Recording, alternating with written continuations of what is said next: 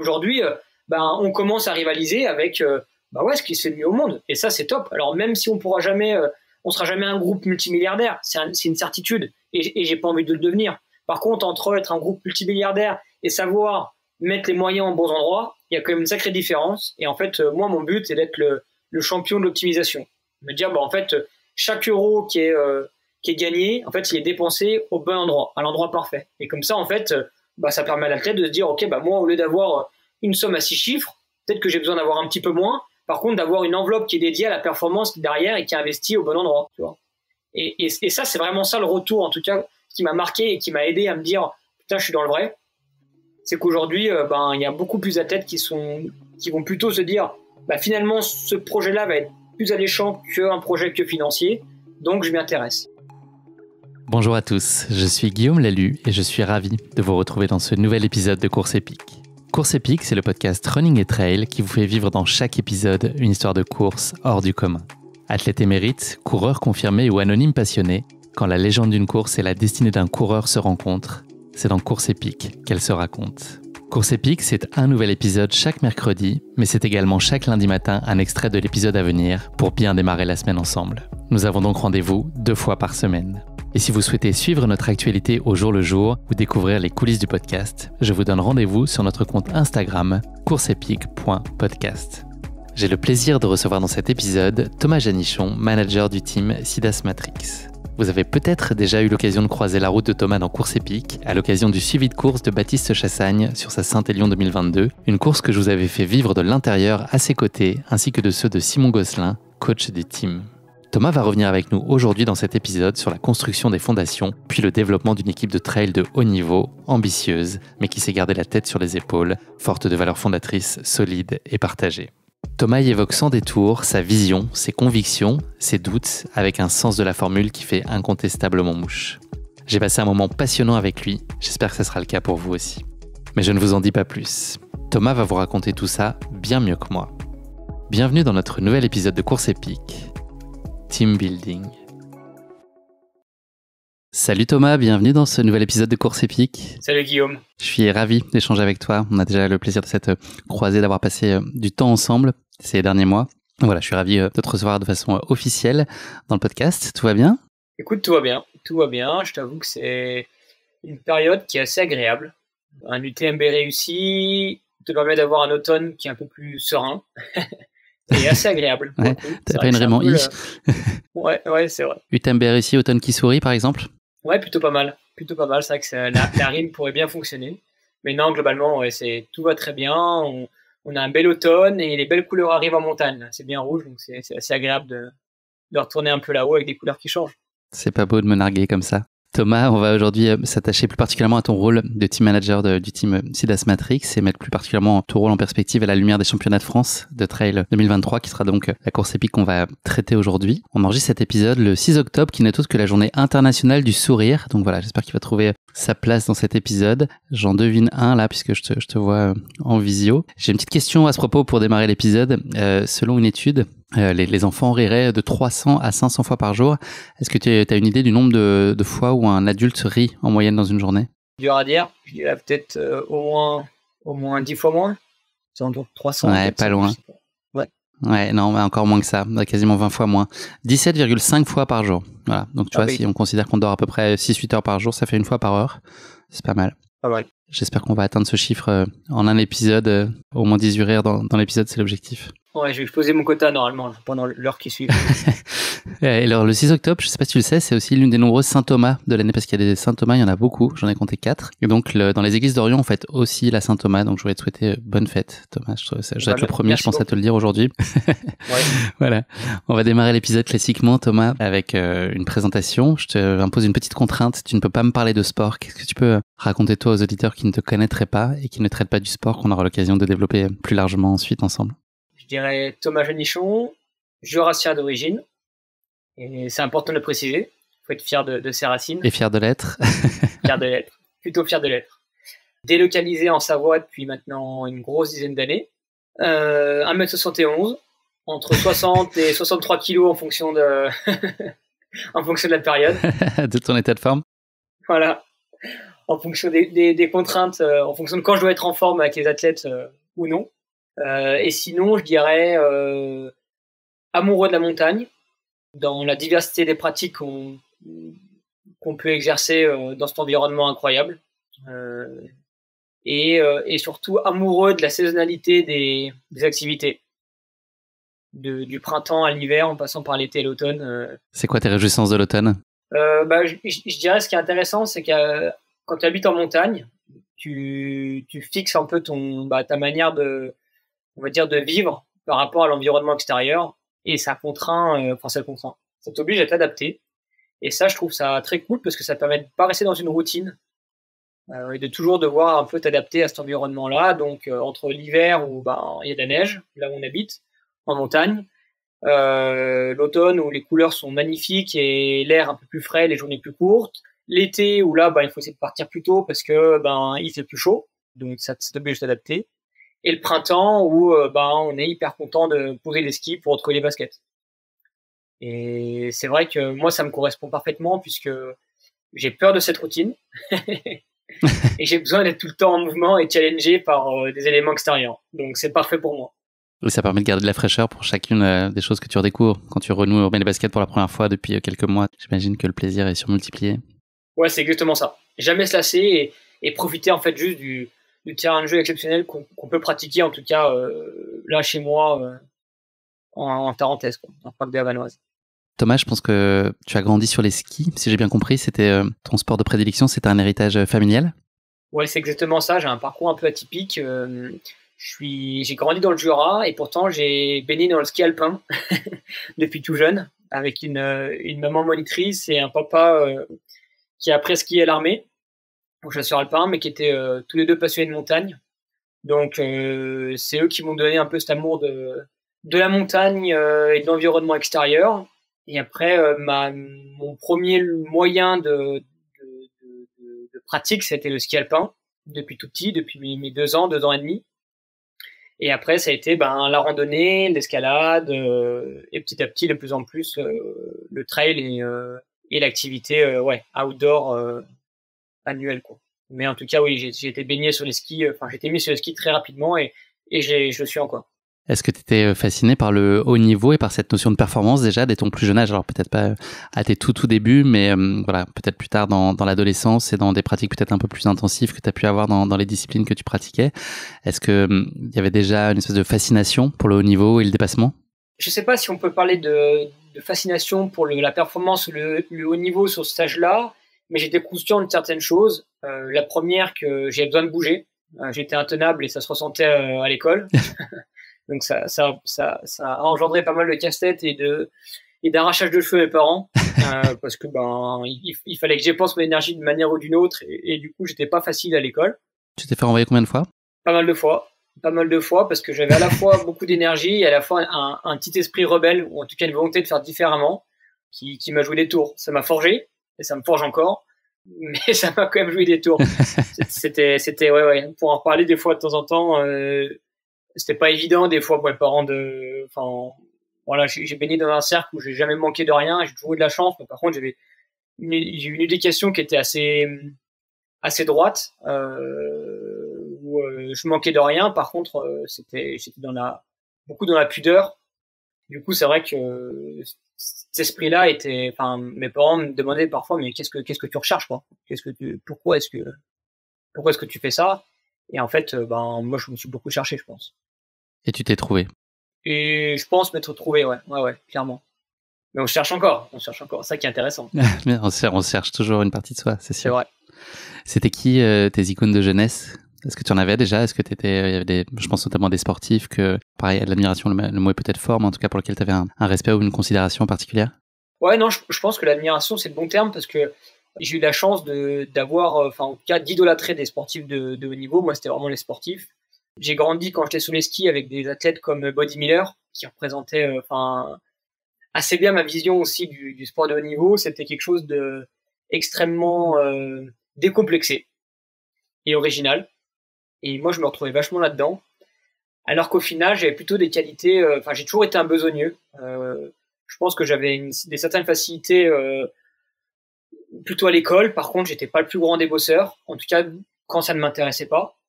Par contre, dans les projets dans lesquels j'étais investi et j'avais de l'intérêt, là, par contre, ouais, j'avais envie de mettre quand même toutes les chances de mon côté et d'aller au charbon. Et c'est vraiment ça qui m'a vraiment forgé dans le ski alpin. J'ai jamais été un gamin bourré de talent. Par contre, j'étais besogneux, donc je m'entraînais beaucoup. J'avais pas un physique qui était forcément adapté à cette pratique et pourtant, je jouais sur d'autres qualités. Ce que j'en retiens surtout, c'est que c'était une super école de la vie. C'est-à-dire qu'à 12 ans, quand tu commences à faire des courses en combinaison de ski alpin, quand il fait moins 15 et qu'il pleut, dans le Jura, ce qui est assez souvent, et tu me fais envie là. Ouais, et du coup, c'est vrai que ça remet quand même pas mal de choses dans son contexte et de devoir t'entraîner, tu vois, l'hiver, de devoir louper quand même beaucoup les cours. Tous tes week-ends, tous les samedis, c'est quand même des grosses de compétition. Le samedi soir, tu dois faire préparer tout ton matos. Le dimanche matin, tu pars à des horaires pas possibles pour aller faire des compétitions, de fil en aiguille de plus en plus loin. Donc c'est vrai qu'en fait, ta jeunesse, tu la vis un peu différemment. Même si j'ai la chance de jamais être en ski-études. Pourquoi tu dis la chance? La chance parce que d'une, parce que je n'ai pas été pris au lycée à cause de mon dossier scolaire. Donc c'est une chance, mais c'est aussi j'ai pas eu le choix, quoi. Et donc j'avais quand même, j'étais dans un lycée général, mais par contre j'avais j'avais quand même un emploi du temps un peu aménagé par rapport à ça. J'ai eu la chance que du coup mes directeurs aient un peu cru en moi aussi là-dessus. Et la chance parce qu'en fait ça m'a toujours permis de graviter avec un cercle d'amis proches hors du sport. Et en fait de devoir te construire un peu dans la difficulté. J'ai jamais eu un parcours, en tout cas jusqu'à mon école supérieure, mes études supérieures, très simple. Je suis jamais sorti du lot en termes de sport en ski alpin. Ça m'a pas ouvert les plus grandes portes. Et derrière, en fait, j'ai toujours dû un peu galérer. D'une, parce que quand tu fais du ski alpin dans le massif jurassien, forcément, t'as pas accès à toutes les infrastructures qu'il y a dans les Alpes. Les conditions sont complètement différentes. Pour tout, il faut te déplacer. Et ensuite, du coup, je me suis construit comme ça et ça m'a permis d'apprendre énormément, plus rapidement et d'avoir un peu un exutoire avec mes proches. Et surtout, j'ai la chance d'avoir 4 potes d'enfance avec qui je suis encore ultra proche, qui sont pas issus et pas liés au sport. Et ça, c'est vraiment un exutoire. J'ai la chance de les avoir, de partir au moins tous les ans en vacances avec eux et de pas parler trop de sport, quoi. Ça, c'est cool. Et ces contraintes auxquelles tu as fait face, est-ce que tu arrives à les accepter? Là, il y a déjà des notions de résilience qu'on peut lire entre lignes dans ce que tu racontes. Est-ce que ces difficultés-là, finalement, très vite, tu composais avec? Ou est-ce que tu avais parfois une vision un peu négative ou sombre de tout ça en disant que t'avais pas de chance ou que c'était pas juste, ou très vite t'étais dans l'acceptation et dans mon quotidien ça va être ça et puis je compose avec et j'avance? Il y a pas trop eu de frustration pour 2 raisons. La première parce que je savais que j'étais pas une pépite. Donc en fait, malgré tout, ça t'oblige à déjà à pas te prendre pour un autre et puis d'être tout à fait objectif et lucide par rapport à ce que j'aurais pu faire dans le haut niveau. J'ai touché du doigt le haut niveau en ski alpin, mais j'aurais jamais fait carrière. J'ai pas eu le niveau. Je suis allé jusqu'à niveau national, mais j'étais conscient de mes capacités et j'étais conscient aussi de mes limites. Donc, si tu veux, ça n'a pas généré de frustration. Ce qui était moins évident, par contre, c'est que j'étais quand même dans une démarche de haut niveau, avec quand même beaucoup d'entraînement. Et c'est sûr que quand tu as 16, 17, 18 ans et que tous tes potes, tous tes proches commencent à aller faire la fête le samedi soir à droite à gauche. Nous, c'était surtout Annecy, un peu le repère des fêtes, quoi. Et toi, le samedi soir, tu fais tes skis, tu vas te coucher tôt parce que le lendemain, tu pars en compétition à l'autre bout de la région, quoi. Donc, des fois, c'est plus ou moins évident. Et quand tu arrives en mars ou en avril et que t'es rincé et que ça fonctionne pas, si, ça fonctionnait, mais t'es pas dans les hautes sphères du haut niveau, forcément, des fois, tu te questionnes sur à quoi bon finalement être dans une démarche comme ça, si ce n'est que c'est dans un processus, on va dire, d'apprentissage, tu vois. Donc c'était pas de la frustration, c'était plutôt de la lucidité sur je fais mon maximum avec les armes que j'ai, je vois où ça me mène, et derrière, j'ai connu la blessure qui m'a permis de m'ouvrir les yeux sur mes capacités et de devoir prendre des choix sur la suite. Voilà, notamment sur la suite, l'aspect universitaire. Mais encore une fois, j'ai eu la chance d'avoir grandi dans une famille qui était j'ai eu une super éducation de mes parents qui était vachement dans la pudeur et dans la justesse. J'ai jamais manqué de rien. Par contre, j'ai jamais eu quelque chose. J'ai jamais eu trop. Jamais eu trop. Je saute un peu dans le temps, Thomas, mais j'ai envie de rebondir sur ce que je viens d'entendre. Pour parler de ton rôle aujourd'hui, est-ce que de tout ce que j'entends, j'ai l'impression qu'il y a plein de choses qu'on retrouve aujourd'hui dans toi, la façon d'exercer ton rôle de team manager, là, tout ce qui a été constitutif de ton éducation. Est-ce que tu as le sentiment que c'est finalement tu le transmets aujourd'hui et puis tu as des attentes et des exigences qui sont construites sur toi-même, ce qui a été ton éducation? Ce qui est intéressant, c'est que je pense que ce qui nous définit en tant qu'homme, et du coup, dans ce que l'on fait, dans nos actes derrière, c'est comment on a grandi, comment on a été éduqué et quelles valeurs on a dégagé de tout ça. Et c'est vrai que, fondamentalement parlant, moi j'ai grandi comme ça, j'en suis fier et j'ai envie de me l'appliquer à moi-même et essayer de me l'appliquer dans les projets que je mets en place. Donc forcément, toutes les questions de mérite, de méritocratie, aussi de vouloir casser les codes, moi c'est ce qui m'anime au quotidien, c'est ce qui me motive et c'est ce que j'ai envie de transmettre et reproduire dans à la fois le team qui est l'élément un peu visible de l'iceberg, mais aussi dans mes choix de tous les jours, dans les choix de partenaires, dans les choix d'athlètes, dans ma vie en couple et là où je veux habiter, quoi. À quel moment la course à pied et le trail en particulier a pris une place un peu plus significative dans ta vie? Est-ce que tu arrives à mettre une période en face de ça? Et puis qu'est-ce que tu en as aimé? Quel niveau de pratique tu as eu? En fait, ça m'est tombé dessus un peu par hasard. Enfin, par hasard. Je me suis blessé, donc, du coup, l'année de mes 18 ans, l'année du bac. Même 18 ans et demi, parce que j'ai fait 2 premières. J'ai fait une réorientation parce que je faisais trop de conneries en seconde. Tu trouvais ça tellement bien que tu as voulu refaire? Ouais, exactement. Non, c'est juste que je faisais trop de conneries, beaucoup trop de conneries. Et du coup, en fait, c'est un peu la claque qui m'a mis, si tu veux jouer au branleur, vas-y. Par contre, derrière, t'assumes. Et du coup, j'ai fait une première technologique. J'ai pris ma claque en disant, moi, j'ai du mal à me projeter là-dedans. Et du coup, j'ai refait une première générale. Donc ça, c'était mon initiative. Et derrière, du coup, j'ai redoublé, quoi. Enfin, redoublé, réorienté. Donc l'année de mes 19 ans, donc en terminale, en fait, je me suis blessé en ski alpin au genou, donc fracture du plateau tibial, en gros le genou qui explose. Donc ça en tout début de saison, tout début décembre, sur les premières grosses compétitions de l'année. Et là, du coup, c'est suivi un gros protocole de rééducation et de réathlétisation de 5 mois. Et en fait, au printemps, j'ai commencé pour la réathlétisation, aller beaucoup plus en montagne à pied. Parce que je suis toujours allé en montagne avec mes parents. J'ai toujours fait beaucoup de rando, beaucoup de grimpes, etc. Par contre, ça restait de la rando. Et en fait, dans ma rééduque, je me suis pris au jeu en me disant, tiens, ça me saoulait de marcher. J'ai commencé à courir en descente. Ça me plaisait énormément. Et après, je me suis dit, au lieu de faire un sommet, je vais essayer d'en faire 2. Et après, finalement, est-ce que tu peux courir aussi sur le plat? Et après, est-ce que tu peux pas essayer de courir en montée? Et en fait, c'est vraiment comme ça que ça s'est mis en place. Que je me suis vachement pris au jeu et que je me suis éclaté complet là-dedans. Et mon père était pratiquant aussi de trail et de longue distance, donc ça m'a permis du coup de pas avoir peur de ce milieu et puis de m'y intéresser de plus en plus. Ton genou était d'accord? Et mon genou était d'accord et ça l'a vachement aidé. Et puis après cette année-là, c'était l'explosion de Kylian Jornet comme la première grosse égérie de notre discipline. Et du coup, j'ai grandi avec. C'était tellement inspirant que, pour l'anecdote, à ces âges-là, j'essayais de me faire l'été des semaines UTMB. Donc en fait, je me faisais des semaines à 170 bornes et 10 sur 1 mètre de dénivelé, alors que, je m'entraînais très peu, quoi. Des gros volumes déjà, ouais. Je me disais, je me fais des semaines UTMB, quoi. Tu tenais ça combien de semaines de suite? Au début, je faisais 2-3 semaines de suite. Puis après, j'ai essayé de faire ça de plus en plus long parce que j'avais pas je m'entraînais pas, en fait. Pour moi, c'était juste dehors et j'essayais juste un peu d'explorer mes limites dans quelque chose de nouveau dans lequel je m'éclate.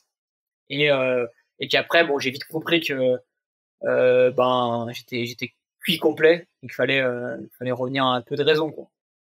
Quelle place tu accordes, toi, aux courses? Est-ce que c'est important pour toi? Quand on regarde un peu, on se balade sur ta fiche UTMB, on voit quand même, l'air de rien, il y a pas mal de courses. Sur certaines années, d'ailleurs, qui ont été assez chargées avant les années 2020, je pense, si je dis pas de bêtises, mais régulièrement, on peut te retrouver sur des départs. C'est quoi, aujourd'hui, la fréquence de courses auxquelles tu participes, ton format de prédilection, et à quel point c'est essentiel aussi de garder ça pour toi dans tes années? Donc oui, c'est vrai que j'ai eu la chance de pouvoir faire beaucoup de compétitions. C'est ce qui permet aussi de connaître le milieu, enfin, de savoir de quoi tu parles quand tu demandes à un athlète de se dépasser. Et puis parce que j'aime ça, moi j'aime la compétition, j'aime le dépassement de soi, et je fonctionne un peu aussi au projet, ou au challenge, ou à la carotte, on peut l'appeler comme on veut. Et donc c'est ça aussi qui me permet de garder on va dire une certaine rigueur dans l'entraînement et dans la pratique, en tout cas un peu plus cadré. Donc là, j'ai de moins en moins le temps de mettre des dossards. Parce qu'aujourd'hui, moi, mon but, c'est de faire du haut niveau dans le management, ou en tout cas dans la création et dans la gestion de ce projet-là, et pas en tant qu'athlète de haut niveau, parce que ça m'intéresse moins, pour être tout à fait honnête, et je pense pas avoir les capacités non plus pour faire du très très haut niveau. Donc ça règle aussi les soucis. Mais j'essaie quand même de garder 2-3 dossards sur des courses qui me plaisent vraiment, et sur lesquelles je vais essayer, en tout cas, voilà, j'ai un peu pris le parti pris d'essayer de faire des compétitions, en tout cas sur la fin d'année et l'année prochaine, que je vais vraiment préparer. Au lieu de faire un peu moyen tout le temps, essayer de me caler 3 beaux objectifs que je vais essayer de préparer, que j'accepte de préparer. Et aujourd'hui, je pense qu'il est le bon moment, parce que voilà, le team grossit fort, mais je vais pouvoir aussi bien être aidé sur tous les aspects de la structure Opérationnel. Voilà. Et je vais essayer d'accepter de prendre plus de temps pour moi. C'est quoi ta course la plus accomplie à ce jour, en tout cas celle pour laquelle tu as une affection particulière? J'ai fait une belle course à la MCC il y a 2 ou 3 ans. 2021, je crois. Ouais, 2021. 3 avec ou 4, Anthony. non quelque chose comme ça? Ouais, 4 ou 5, je crois, quelque chose comme ça. Donc ça, c'était assez cool, parce que c'est la course qui m'a marqué. L'arrivée, évidemment, à Cham, dans les rues de Cham, même si ça reste que la première course. Enfin, ça reste une course de niveau bien moindre que toutes les autres courses de l'UTMB, évidemment, mais c'est la première course de la semaine, c'est la première arrivée dans Chamonix de la semaine, et il y avait un engouement de dingue, quoi.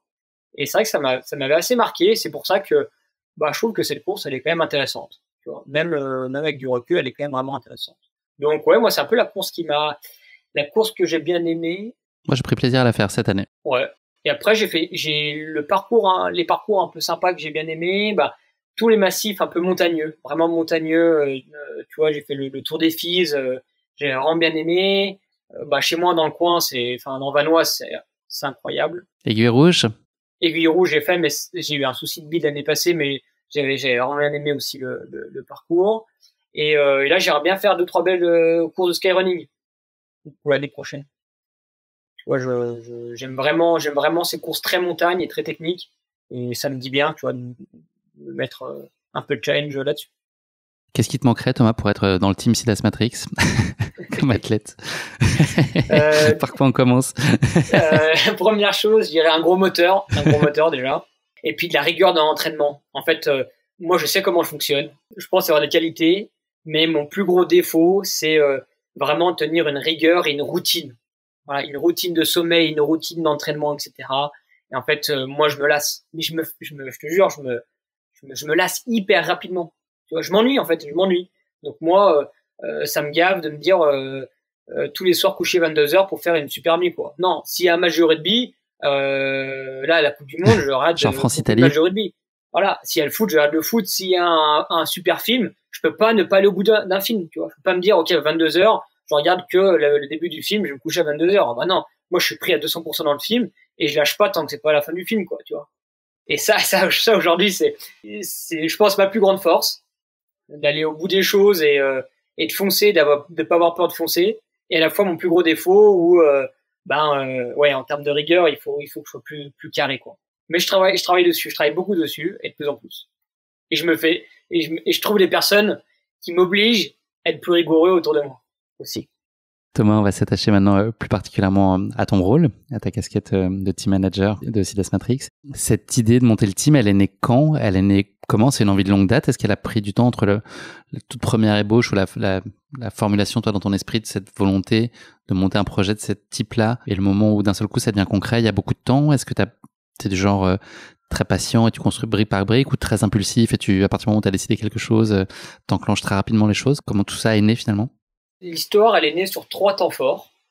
Le premier, c'est mon entrée en école de commerce, où en fait je me suis éclaté en termes d'événementiel puisque j'ai monté plein de projets, dont un petit team étudiant de trail à l'époque, avec Benjamin Molins, qui s'occupe aujourd'hui du marketing chez Scott.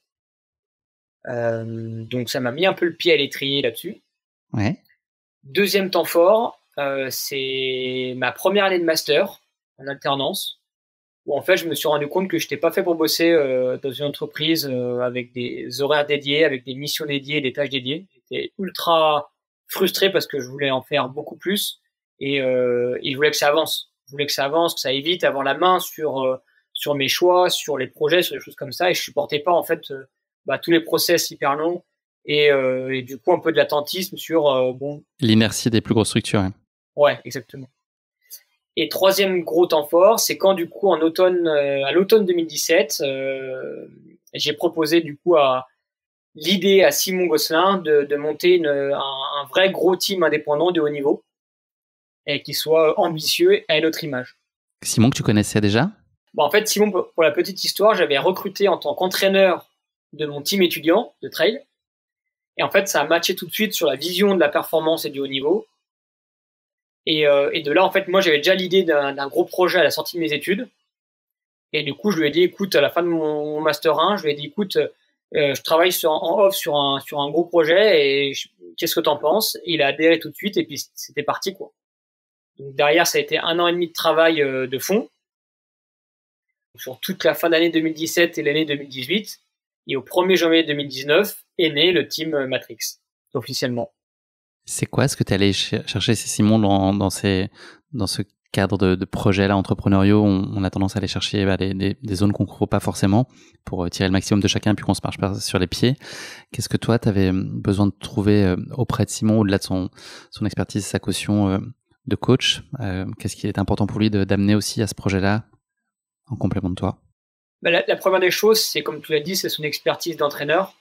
C'était d'avoir une vision, une structure qui soit complète, dont l'optimisation de la performance. Et ça, pour moi, il fallait l'intégrer dès le début, l'aspect entraînement. Donc ça, c'est la première des choses. 2, j'ai senti en Simon en tout cas une vision qui était partagée, une manière de faire qui était partagée et des valeurs qui étaient partagées. Donc il y avait une vraie envie de bosser ensemble.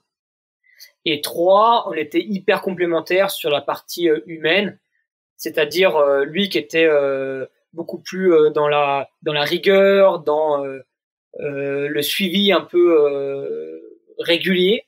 Il se couche à 22h, tu veux dire? Voilà. Et moi, j'étais beaucoup plus un peu tête brûlée foncer dans les projets et d'aller au charbon pour chercher des partenaires, aller recruter des athlètes, avoir la vision de. Moi, j'essayais de donner le cap en consultation avec Simon évidemment. Et en fait, moi, j'étais plutôt le chasseur, aller chercher à droite à gauche tout ce qu'il fallait. Et Simon était plutôt l'éleveur à essayer de faire pousser tout ça, La vision originelle du team, c'était quoi? Et est-ce que c'est toujours la même aujourd'hui? Est-ce qu'à quel point elle a évolué entre les origines aujourd'hui? Est-ce que les fondamentaux sont les mêmes? Et le cap, est-ce qu'il est identique? L'origine, c'était vraiment devenir une vraie pépinière de talents. Donc c'était accompagner les plus gros talents, en tout cas français, et de les amener au haut niveau. Et en fait, ça allait tellement vite et ça a tellement bien matché que dès la première année, en fait, on s'est dit, au-delà de les accompagner et de les former, on va aussi leur proposer un vrai projet professionnel. Et du coup, on a rehaussé le curseur ambition. Et de là, on s'est dit, on va vraiment être ambitieux et se dire, ok, demain, on veut monter sur la boîte, aider les athlètes à monter sur la boîte des plus grandes courses du monde. Tu vois. Et aujourd'hui, en fait, ça n'a pas du tout changé. L'objectif, c'est ça, c'est de créer des histoires différentes, fortes, par contre, sous le prisme de la performance, évidemment, du haut niveau, et aussi de la singularité, je dirais, sur notre manière de faire et puis avec les profils sur lesquels on voulait travailler. Là, il y a cette alchimie et puis cette vision qui se construit avec Simon qui est préliminaire. C'est quoi ensuite, une fois qu'on se dit ça y est, là on est le 1er janvier 2019, c'est quoi les premières briques qu'il faut poser ensuite? C'est le budget, le premier des vrais sujets. Est-ce que c'est le financement qui le permet de construire? Est-ce que c'est le choix des athlètes, staffer une équipe autour? En fait, le financement, il était déjà bouclé avant qu'on lance ce projet. Moi, je voulais absolument pas partir dans un truc qui était complètement bancal. On sortait tous les deux d'un master 2 et on se lançait là-dedans, corps et âme, sans savoir si ça allait marcher. Donc, il fallait quand même qu'on ait un minimum de garantie. Surtout qu'on allait recruter des athlètes. Fallait pas leur jouer du pipeau, quoi. Donc, surtout que c'était des jeunes, la plupart. Donc, on a vu les parents et il fallait avoir les reins solides en face pour dire, bah non, notre truc, c'est pas du pipeau, quoi. On n'est pas des charlatans et on veut vraiment faire ce qu'on veut faire et on s'engage à faire ce qu'on dit. Cette promesse que tu tiens aux athlètes, c'est une promesse que tu tiens aussi aux investisseurs. Comment est-ce que, avec, j'imagine que c'était des slides et un PowerPoint, comment est-ce que tu convaincs des investisseurs avec de jeunes aussi talentueux soient-ils et besogneux et travailleurs? Comment est-ce que tu arrives à les convaincre d'investir et de croire d'abord en vous et puis en votre capacité à construire et à mener à bien ce projet? Je pense qu'il a fait la différence, c'est surtout les tripes. Je pense qu'on a vraiment mis les tripes sur la table en disant nous, on a les crocs, on sait où on veut aller. Donc, soit vous nous suivez vraiment, soit vous ne nous suivez pas. Donc ça, c'est eu le mérite de plaire à beaucoup et de pas plaire et de le savoir très vite qui ça ne plaisait pas. Et ensuite, de baser ça sur une aventure humaine. Tu vois, en disant aujourd'hui, au-delà de tout ça, nous, ce qui est intéressant, c'est ce qu'on va vivre avec vous. Et je pense que c'est ce pourquoi tous les partenaires investissent dans le team Sidas Matrix actuellement et ce pourquoi je pense qu'ils ont plaisir à le faire. Et c'est la même chose avec les personnes du staff que je recrute et c'est la même chose avec les athlètes que je recrute aussi. C'est la question que j'ai à te poser sur le staff. Le premier profil que tu recrutes ou que tu prends en bénévole ou en freelance ou autre, mais c'est quoi la première personne qui vous a rejoint et le poste qui était essentiel au-delà de monter une team d'athlètes? C'était le suivi médical. Donc en fait, tout de suite, on a essayé de trouver un pôle médical sur Chambéry avec un super kiné, un super ostéo et un super médecin du sport. On avait Étienne Dalmé en médecin du sport, on avait Thibaut en kiné et puis Benoît Durieux en ostéo. Donc c'était des gens qu'on connaissait déjà, en tout cas pour Benoît. Ensuite, Thibaut et Étienne sont arrivés par concours de circonstances, par connaissance et par des gens nous ont recommandé d'aller les voir. Donc c'était vraiment ça, c'était soucier du suivi de santé des athlètes, proposer une solution en face. Donc c'était simple parce que en fait, au tout début, 80% du team était basé sur Chambéry. Donc en fait, on avait basé ce pôle médical sur Chambéry et tout était simple. Donc les athlètes étaient encore en études, donc c'était vraiment, c'était top, quoi. C'était facile, c'était simple. Ensuite, il a fallu les amener sur les premiers stages d'entraînement. Donc ça, c'était top aussi, qu'ils puissent intervenir sur le terrain. Et ça a tout de suite montré deux choses. La première, qu'on était dans une vraie démarche d'optimisation de performance. Et deux, qu'on se souciait du bien-être de l'athlète, tu vois, et de l'humain qu'il y a derrière. Donc c'était pas juste, ok, on vous prend, vous êtes un pion et derrière, on vous colle un t-shirt et vous vous débrouillez pour recourir le plus vite possible. Non, c'était tout de suite se soucier du bien-être quand même de l'humain qu'il y a derrière chaque athlète, quoi. Est-ce que tu pourrais nous éclairer sur l'organisation aujourd'hui de la structure? Donc, il y a un volet élite, une team élite et puis une académie qui est récente, qui est Alexandre Viol pilote. Est-ce que tu peux nous expliquer? Et puis peut-être pour les auditeurs aussi, qu'on n'ait pas en tête tous les athlètes du team. Est-ce que tu peux nous juste faire un petit tour du propriétaire et nous éclairer sur la structure? Aujourd'hui, c'est assez simple. C'est qu'il y a 3 pôles. Il y a 3 gros pôles, en fait, qui s'articulent. Le premier, c'est le pôle des athlètes. Donc cette année, il y en avait 5. Baptiste Chassagne, champion de France et top 10 à l'UTMB. Lucie Germain, médaille de bronze au championnat de France et top 15 au championnat du monde. Anthony Felber, plusieurs top 10 sur les manches du Golden Trail World Series et top 10 à l'OCC cette année. Simon Pacard, 7e du marathon du Mont Blanc et champion de France espoir. Et enfin, Clovis Chavreau, qui était la recrue du coup 2023 et qui a fait 6e des championnats de France en début de saison et qui là vient de s'illustrer en faisant 2e de la MCC et 2e de Wish Trouble et qui va courir au Templier. En début de saison, on travaillait aussi avec Élise Poncet. Derrière, on a préféré séparer nos chemins pour plus de cohérence par rapport à nos volontés respectives. Et on a le cas d'Anaïs Sabrier, qui a été là depuis le début et qu'aujourd'hui qu'on suit sur l'aspect santé. Voilà. Qui se reconstruit progressivement sur une pratique sportive qui sera décorrélée de la partie haut niveau par rapport à quelques petits pépins de santé et puis surtout un métier très prenant en tant que médecin en Allemagne. Donc ça, c'est le premier pôle d'athlète. Deuxième pôle, c'est le staff, qui est hyper important pour moi. Donc aujourd'hui, on travaille avec un entraîneur qui s'appelle Simon Gosselin, une préparatrice mentale qui s'appelle Anne Fourier, quelqu'un que tu connais très bien à la diététique et à la nutrition qui s'appelle Jocelyn Guillot.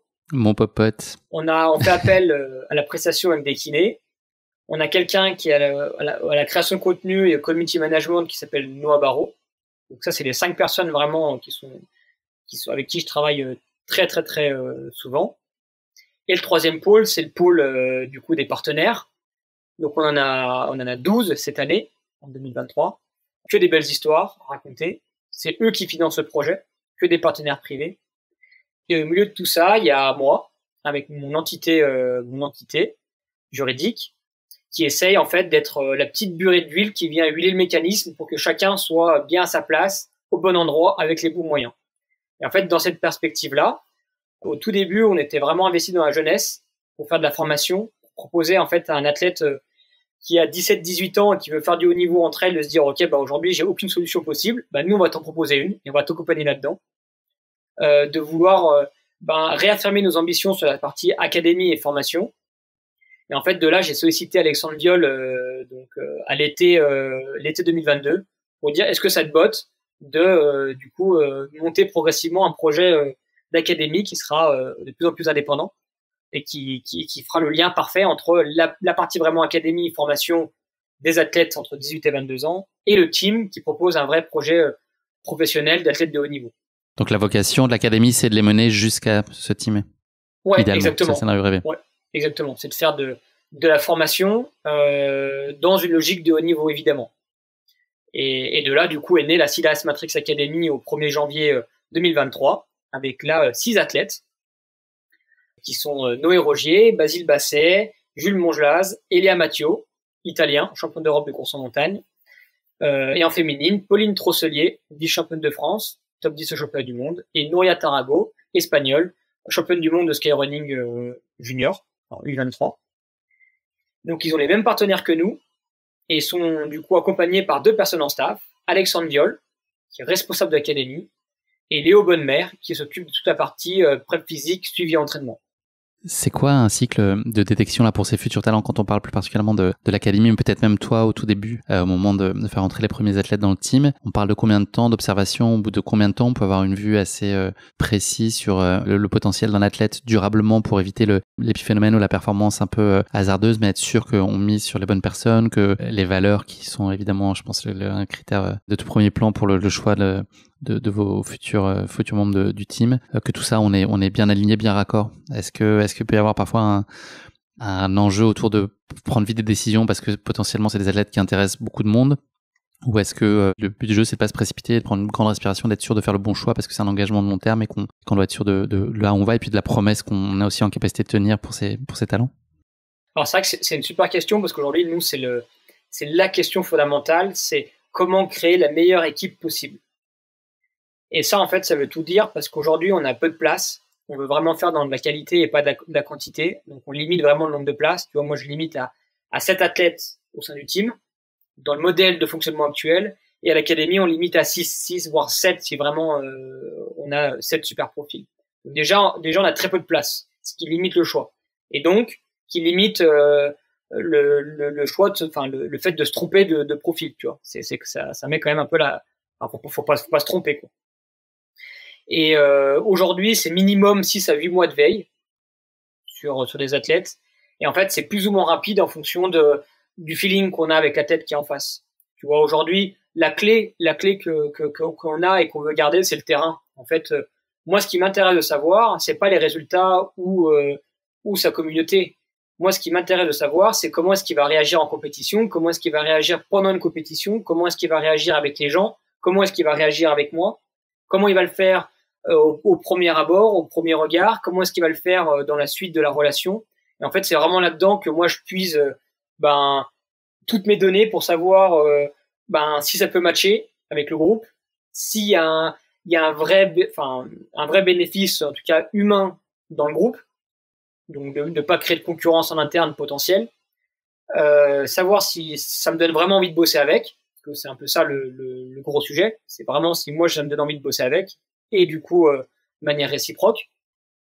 Et ensuite c'est ce qui nous rassure sur le potentiel de l'athlète. Tu vois l'évolution de la performance, sur ses choix de compétition, sur le nombre de compétitions à laquelle il participe ou elle participe aussi. Et en fait, ça te donne quand même pas mal d'indications sur, ok, est-ce que c'est un profil qui veut courir 15 à 20 fois par an et qui peut se cramer tout de suite, ou est-ce que c'est plutôt un profil prudent et qu'il faut plutôt challenger? Est-ce que c'est quelqu'un qui va être extrêmement extraverti et qu'il va falloir aussi trouver ou laisser de la place dans un groupe? Est-ce que c'est plutôt quelqu'un de timide? Donc c'est vraiment ça, c'est aller puiser dans les discussions, dans le contact humain, dans l'évolution de la personne dans une communauté, quoi, que ce soit en compétition, dans un groupe, etc. Et de là, en fait, après, moi, j'ai un fichier de veille avec 5 ou 6, en fait, on va dire, critères. Et après, en fait, je me le note. Je me mets une note sur 10 sur chaque critère. Niveau sportif, carrière, potentiel, feeling, vision, communauté ou visibilité. Et après, du coup, je me fais un peu mes petites notes et je me dis, ouais, là c'est un profil vraiment qui ressort fort ou pas du tout. Ce que je comprends, c'est qu'il faut aussi être attentif à ne pas prendre des profils qui soient peut-être trop similaires. Donc, est-ce qu'il y a aussi un jeu très fin qui est monter une équipe qui soit homogène, mais qui en même temps doit pas l'être parce que tu dois avoir des profils, pour reprendre ton terme, singuliers aussi, les uns par rapport aux autres? Est-ce que voilà, c'est un équilibre qui est, j'imagine, très compliqué à trouver? En fait, c'est une question en tout cas dans ma vision des choses, c'est une question de complémentarité. Donc c'est qu'est-ce que peut apporter un ou une telle au groupe, sportivement et humainement. Et en fait, c'est vraiment cette question-là que je me pose à chaque fois en disant, ok, tu veux recruter le champion du monde ou le gagnant de l'UTMB, très bien. Sportivement, ça peut matcher dans nos ambitions. Par contre, est-ce que humainement, il peut apporter quelque chose? Et si oui, qu'est-ce qu'il va apporter? Donc, est-ce que j'en ai besoin? Et c'est vraiment là la clé aujourd'hui du recrutement, en tout cas pour ma part, dans ce projet-là du Team Silas Matrix, c'est qu'aujourd'hui, je construis une équipe. Je ne construis pas une somme d'individualité, je construis une équipe. Et tu vois, en fait, moi, je suis un passionné de foot. Et pourquoi je suis un passionné de foot? Parce qu'aujourd'hui, c'est un sport collectif qui doit mêler tout ça dans un milieu qui est le plus exacerbé, je pense, en termes de sport de haut niveau, avec en tous les termes, en termes de professionnalisation, en termes de montant financier, en termes de médiatisation, etc. Et ça que je trouve hyper intéressant, c'est en fait aller chercher l'extrême de ce qui peut se passer dans le foot, les situations rocambolesques qu'on peut trouver, et te dire, ah ouais, mais si moi ça m'arrive, comment je vais gérer ça, tu vois. Donc, est-ce que je dois recruter 11 Mbappé ou 7 Mbappé, ou est-ce que je me dis pas plutôt, il me faut un ou deux profils qui peuvent qui vont être à l'aise avec la lumière, qui vont aimer ça et qui vont s'en servir pour devenir des personnes à forte notoriété, et à la fois avoir des profils qui sont être un peu plus dans de la timidité ou dans de la singularité en termes de profil humain, pour à la fois accepter ça et que chacun en fait trouve sa manière d'exister et qu'il soit pleinement épanoui humainement, ce qui permettra d'être complètement épanoui sportivement et ce qui permettra derrière de faire du haut niveau voire du très haut niveau, et que ça soit bénéfique et que ça ruisselle sur le staff, les partenaires et les autres athlètes évidemment, tu vois. Donc c'est vraiment ça, c'est une question de complémentarité, et là-dessus j'avoue que je pense être pas trop mauvais sur ou en tout cas sentir assez rapidement en termes de feeling si ça peut matcher avec les autres, et si oui, comment, et sinon pourquoi.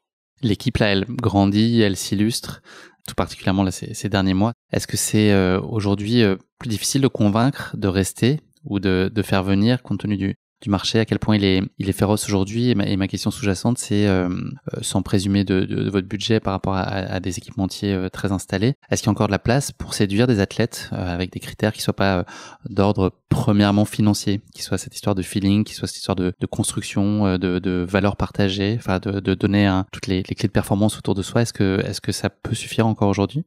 Ben, j'ai envie de te dire, ça va suffire de plus en plus.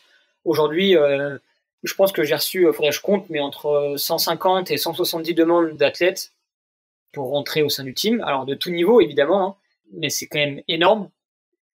Et la plupart des choses que j'ai rencontrées, c'est, nous, on a du financier ici. Alors oui, on a du financier, c'est cool, etc. Par contre, nous, ce qu'on cherche, c'est une équipe. C'est un groupe dans lequel à évoluer, un groupe dans lequel appartenir, et en fait, c'est une belle histoire à raconter. Tu vois, une aventure à vivre. Et aujourd'hui, j'ai été étonné du nombre d'athlètes élites avec qui j'ai discuté cette année qui ont envie et besoin de ça. C'est rassurant, enfin c'est sain. Ouais, je pense que c'est hyper sain, et surtout, ça revient à l'essentiel. Ça veut dire qu'aujourd'hui, moi, ça me motive encore plus en me disant, en fait, j'ai les clés d'un camion qui est dans l'air du temps. J'ai les clés d'un camion qui fait que grandir et qui va encore, tu vois, on double encore de budget l'année prochaine.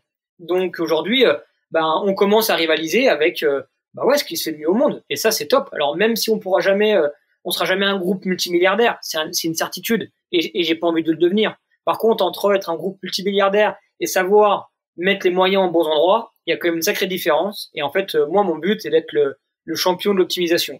Me dire, en fait, chaque euro qui est gagné, en fait, il est dépensé au bon endroit, à l'endroit parfait. Et comme ça, en fait, ça permet à l'athlète de se dire, ok, moi, au lieu d'avoir une somme à 6 chiffres, peut-être que j'ai besoin d'avoir un petit peu moins. Par contre, d'avoir une enveloppe qui est dédiée à la performance derrière et qui est investie au bon endroit. Tu vois. Et ça, c'est vraiment ça le retour, en tout cas, qui m'a marqué et qui m'a aidé à me dire, putain, je suis dans le vrai.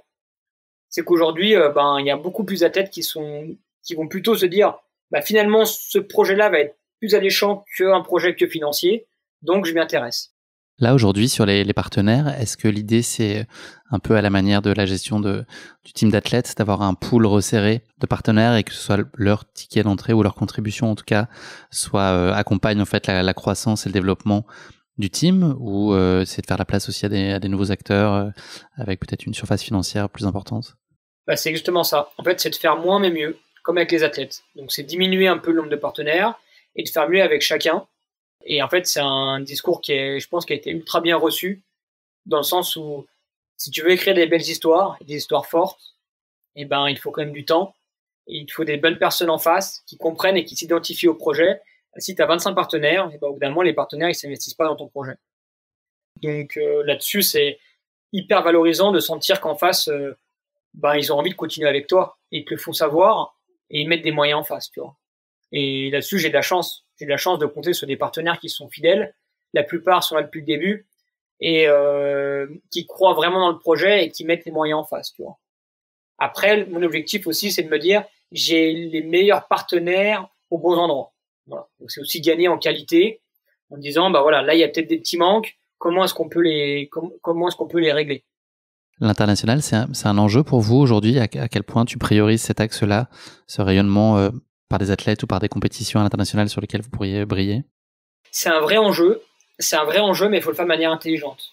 Aujourd'hui, pourquoi est-ce que c'est intéressant? C'est que ça permet plusieurs choses. La première, de créer encore moins de concurrence en interne, si j'ai des profils, étrangers. De deux, ça permet d'avoir une vision beaucoup plus globale de ce qui se passe sur le continent américain, dans les autres pays européens, potentiellement en Asie ou en Afrique, tu vois, et de sortir de un peu cet épicentre Savoie, Haute-Savoie, France, Europe, parce qu'aujourd'hui, oui, c'est le noyau dur en tout cas de la discipline, mais par contre, on a énormément à apprendre de ce qui se passe aux US, de ce qui se passe en Italie, en Espagne, en Suisse, en Pologne, en Asie, qui est en train d'exploser, en Afrique. Et ça, en fait, moi, j'ai envie de travailler là-dessus, mais de le faire de manière intelligente. Donc, c'est pas recruter des athlètes au bout du monde et sans pouvoir leur proposer un vrai modèle de développement ou de fonctionnement. Donc, aujourd'hui, mon but, c'est de me dire, OK, je vais recruter juste les meilleurs athlètes au sein de mon projet. Et si tu regardes un peu les derniers résultats, c'est vrai que beaucoup des meilleurs athlètes sont quand même français. Donc pour le moment, en tout cas dans l'année à venir, l'effectif va plutôt rester en tout cas à majorité francophone sur le team. L'académie est en train de vraiment s'ouvrir encore plus à l'Europe, avec potentiellement un 3e profil étranger. Et en fait, ça permet aussi de faire les choses intelligemment. Donc, on teste avec l'académie. Si ça matche bien et que ça fonctionne bien dans ce degré de fonctionnement, bah moi, ça me permet d'avoir le maximum de billes derrière pour me dire, OK, bah là, ça marche bien, ça marche pas bien. Tu vois. Pourquoi est-ce que ça marche bien dans les équipes de vélo? Parce qu'aujourd'hui, les athlètes sont salariés et doivent habiter dans un cercle d'habitation de tant de kilomètres autour de l'épicentre de l'équipe. Ils peuvent le faire. Ils sont pros, ils sont salariés, donc l'équipe peut un peu les obliger à faire ça. Nous, aujourd'hui, bah, moi, je me vois mal à demander à un Anglais, un Américain ou une Asiatique de dire, OK, bah, tu viens dans la structure, par contre, tu viens habiter dans l'arc alpin, quoi. Merci beaucoup, c'est très très intéressant. On va parler maintenant de la relation plus spécifique aux athlètes du team. C'est quoi une relation au fil de l'eau, c'est-à-dire hors compétition et gros pic ou phase ultime de préparation? Tu vois, une semaine, on va dire, creuse. Est-ce que tu parles quotidiennement aux athlètes? À quel point il y a cette relation-là? À quel point il y a besoin d'avoir un tel suivi entre vous? Non, moi je suis pas, je parle pas quotidiennement aux athlètes parce que en fait ça me saoule. Ça me saoule de parler par message. Je préfère, moi ce que j'aime c'est discuter et du coup je préfère les appeler une fois toutes les 2 semaines ou 3 semaines et de faire le tour de tous les gros points à voir plutôt que d'envoyer un message tous les jours pour savoir comment ça va. Donc en fait une semaine type ou en tout cas sur un cycle de 2-3 semaines c'est la plupart du temps c'est soit un événement en physique soit au moins 1 ou 2 coups de téléphone pour un peu saisir toutes les les gros points abordés. Et après, tout ce qui est par message, c'est sur des points très clés. Donc, c'est des choses, des dernières news que j'ai besoin tout de suite, ou savoir un peu comment ça va par rapport à une blessure ou quand ils sont pas bien, jusqu'à de l'organisation logistique sur un événement, de la commande de produits ou plutôt de la déconnade aussi, tu vois, sur des choses, ou alors même aborder des sujets un peu différents en disant bah tiens j'ai vu ça ou qu'est-ce que t'en penses de ça ou voilà comment ça a été ta course, des choses comme ça, tu vois. Donc moi je fonctionne pas comme ça. C'est aussi pour ça que Simon était top au début, c'est qu'aujourd'hui il était vraiment mon parfait complément sur lui il aimait discuter avec les athlètes tous les jours ou en tout cas beaucoup plus régulièrement que moi et moi j'abordais que les points importants quand il fallait le faire, tu vois. Parce qu'aujourd'hui moi je dois gérer ou en tout cas m'occuper des 7 athlètes, en tout cas des 5, plus des potentiels nouveaux, plus des partenaires, plus du staff, plus de la partie un peu RP, plus la partie organisationnelle et puis toute la partie vision, tu vois. Le temps que je passe à réfléchir à comment doit être le team dans 1 mois, dans 6 mois, dans 1 an, dans 3 ans, etc. Ça c'est ce que je préfère et c'est ce qui me prend le plus de temps actuellement, tu vois. Écrire, noter, je me réveille la nuit. Je me réveille la nuit parce que je pense à 1 milliard de choses et du coup je m'enlève la nuit pour les noter et putain ça j'ai pensé à ça peut être top ou ça c'est essentiel ou ça il faut absolument que je creuse cette idée là ou ce concept là ou ce que fait une équipe tu vois dans n'importe quel sport et moi c'est ça qui me plaît le plus et qui me prend le plus de temps, c'est vraiment réfléchir et en fait ça s'arrête jamais trop de mouliner de mouliner. Vous êtes une équipe resserrée qui se connaît depuis longtemps. La limite dans la relation, elle doit être là aussi très fine et très subtile. Comment ne pas tomber dans trop d'affect ou de biais qui pourraient peut-être nuire à la performance et à la trajectoire saine comme elle devrait être sur le long terme. Et puis est-ce que parfois tu t'imposes d'être un peu en retrait ou pas entendre ce que ton cœur spontanément dicterait, mais de finalement mettre ta casquette de team manager? Est-ce que tu arrives pleinement à le faire en toute situation? Est-ce que les athlètes le reçoivent bien, quel que soit le degré de proximité? Est-ce que ça peut créer parfois des frictions ou de l'incompréhension? C'est exactement ça, c'est ça dont j'apprends le plus parce que tu vois finalement oui je suis issu d'une école de commerce mais malgré tout c'est ma première grosse expérience professionnelle et en fait j'apprends tous les jours, c'est ce qui me plaît le plus là-dedans, c'est en fait que je me construis avec des personnes que j'apprécie et surtout avec des personnes que je choisis. Et c'est ça je pense mon plus grand luxe dans la vie actuellement, c'est que je choisis les personnes avec qui j'ai envie de travailler. Et ça, c'est quand même une chance de dingue. Donc, j'apprends continuellement. Je fais énormément d'erreurs. Et ça, c'est top. et à la fois je m'épanouis dans ce que je fais de bien aussi. J'avoue que des fois je me dis putain mais là c'est quand même cool, c'est quand même pas mal ce que tu fais, c'est pas mal ce qu'on fait, c'est pas mal ce que le team fait aussi, et je pense que c'est important de s'en rendre compte. Et aujourd'hui le but c'est de trouver la meilleure position par rapport au fait que oui on est une équipe qui est proche et qu'on le sera, parce qu'aujourd'hui moi je base beaucoup de choses sur l'humain et sur l'envie de travailler avec les personnes qui sont en face de moi. Donc c'est vraiment ça ma principale motivation. Mais à la fois, c'est moi qui signe les contrats quand ils arrivent, et c'est moi aussi qui dis quand ça peut se terminer. Donc je me dois de garder de la hauteur par rapport à ça, parce que il faut aussi que je me protège, et il faut aussi que je protège les athlètes en face. Et tu vois, aujourd'hui, j'essaie vraiment de réaffirmer aux yeux des athlètes de manière complètement pragmatique, en disant que je suis le manager et le gérant du team Sidas Matrix. Je ne suis pas le manager d'un Mathis Chassagne, d'un Anthony Felber ou d'une Lucie Germain. Aujourd'hui, moi, je suis le gérant d'une structure, et la structure travaille avec des athlètes. Mais en aucun cas, je vais gérer l'athlète d'Anthony Felber. Je vais contribuer à développer sa carrière, mais je ne vais pas gérer sa carrière, et je refuse de le faire. Parce qu'aujourd'hui, si ça se passe pas bien, ça sera à moi de dire à Anthony, ok, on arrête là. Et au contraire, si demain Anthony reçoit une proposition qu'il peut pas refuser, ça me foutrait trop les boules de me dire, purée, tout ce que j'ai construit là, finalement, ça s'évanouit là-dedans. Non, aujourd'hui, moi, en quoi je crois, c'est l'institution Sidas Matrix, qui doit être plus forte que tout. Donc si demain je dois faire des choix durs, ce qui a été le cas, et ce qui sera encore le cas, et aujourd'hui, j'ai privilégié la structure à l'individu, que ce soit dans le staff, que ce soit dans les partenaires, que ce soit dans les athlètes. Et si demain, je suis plus l'homme de la situation, quelqu'un de plus compétent et plus motivé que moi prendra ma place. Aussi simple que ça. Si je fais parallèle avec le foot, l'exemple du Paris Saint-Germain, il est parfait. C'est comment une institution doit se positionner pour qu'aujourd'hui, les athlètes, le staff et les partenaires respectent l'institution en tant que telle, et que du coup, l'institution soit considérée comme une vraie marque de fabrique. Et c'est ça qui m'intéresse profondément. Tu vois. Et c'est pour ça aussi qu'on est multimarque et qu'on n'est pas lié à une seule marque. C'est pouvoir avoir le choix de faire globalement ce que je veux dans le choix des athlètes, le choix des partenaires, et dans l'image que je veux donner au team Sidas Matrix.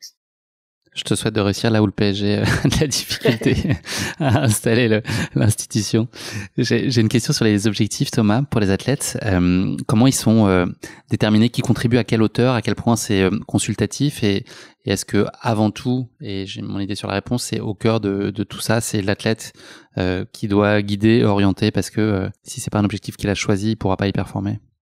En fait, c'est exactement ça. Et là, on est en plein dedans, tu vois, actuellement, on travaille sur les calendriers du coup de 2024. Aujourd'hui, c'est déjà de formaliser à ce que chaque athlète construise son plan idéal. Comment toi, tu vois ta saison de 2024? Ils l'écrivent. Ensuite, on en parle. Ok, moi, je pense que ça, c'est une bonne idée, ou là, je pense que c'est trop ambitieux, ou là, je pense que c'est pas adapté, c'est pas cohérent. Et de là, après, il y a un triptyque qui se met en place, c'est l'entraîneur, l'athlète et moi. En disant, l'entraîneur, est-ce que c'est possible, conciliable? Est-ce que c'est intéressant en termes de performance? L'athlète, moi, voilà mes envies. Et moi, voilà où j'aimerais que le team soit présent. Voilà ce que j'aimerais qu'on performe. Et voilà où les gros déplacements de la saison.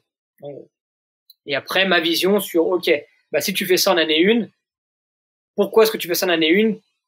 Et à quoi tu penses pour l'année prochaine? Donc c'est plutôt là-dessus, tu vois, on essaie de vraiment, moi j'ai challenge vachement les athlètes sur quelle est ta vision. Ok, donc là moi je veux faire l'OCC 2024. Ok, très bien, mais c'est quoi ta vision à moyen terme? Moi je veux gagner l'UTMB en 2026. Ok, donc maintenant comment on travaille pour que les 3 années qui nous restent te servent à gagner l'UTMB en 2026? Donc en année 1, c'est peut-être se concentrer sur des formats 50-70 km.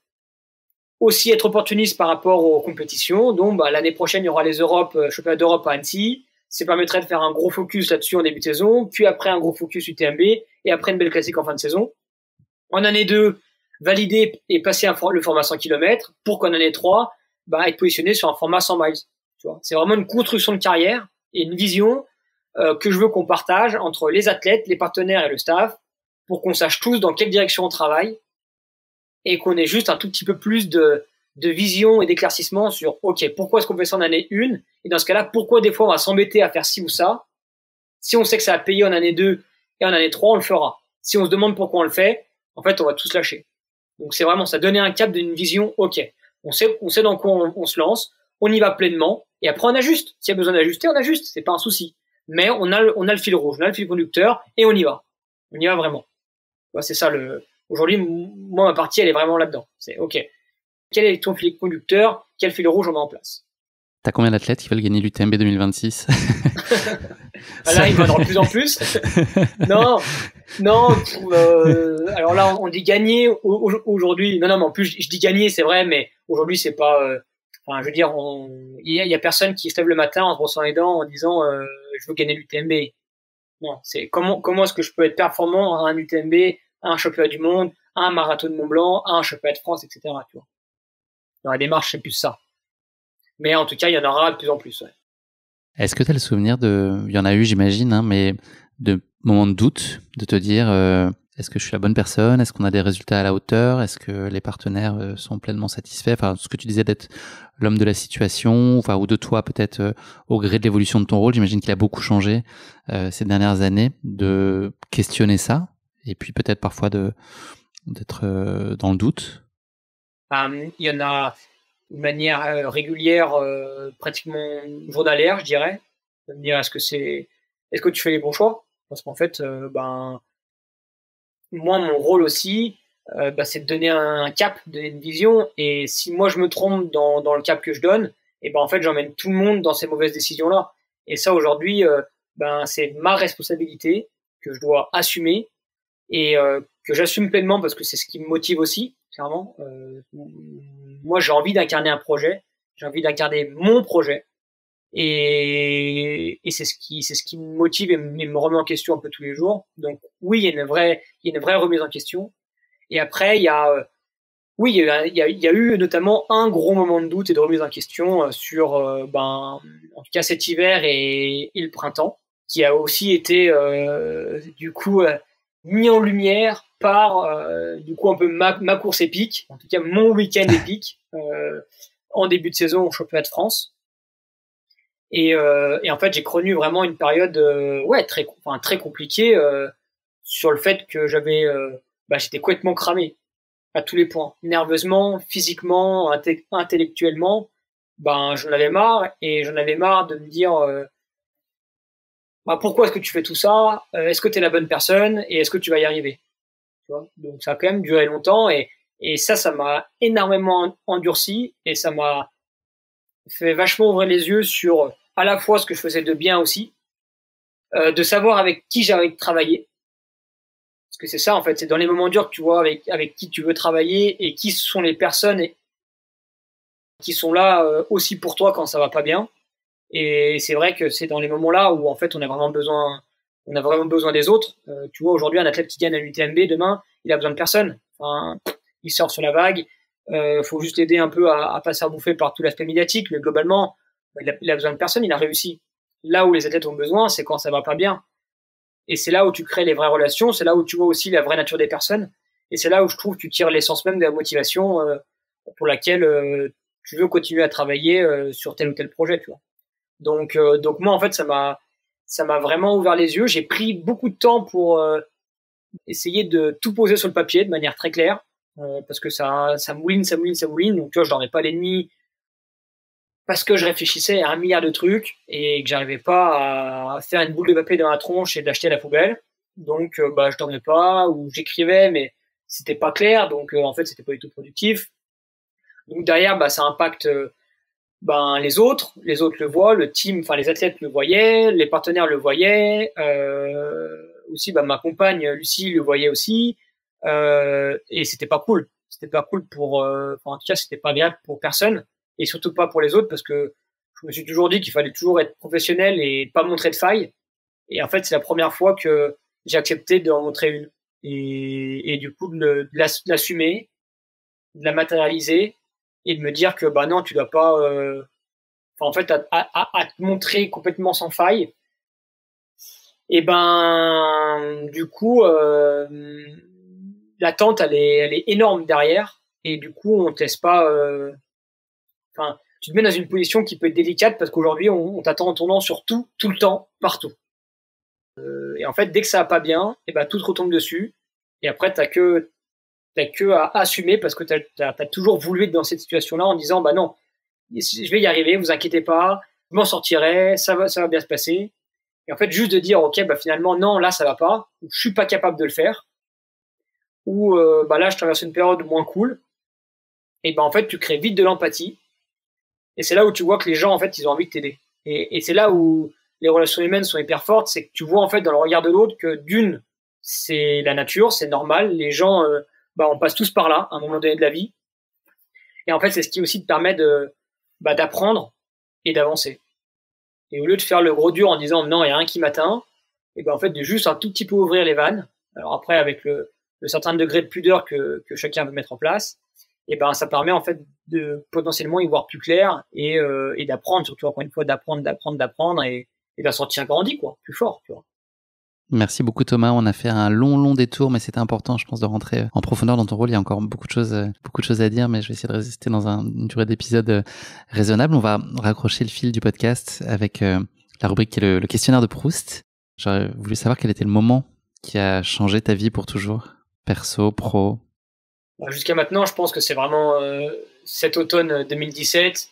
En fait, quand je propose à Simon Gosselin de monter une structure indépendante de haut niveau, quoi, et de me dire ok, ben je me prends en main, je vais au bout de mon idée et puis je me lance, quoi. C'est parti, on y va.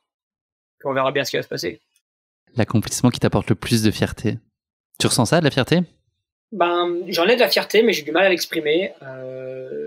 Aujourd'hui, quand ça se passe bien, je vois plutôt ce qu'on doit améliorer, ce qu'on peut améliorer, plutôt que de me dire putain c'est pas mal ce qu'on a fait quand même, tu vois.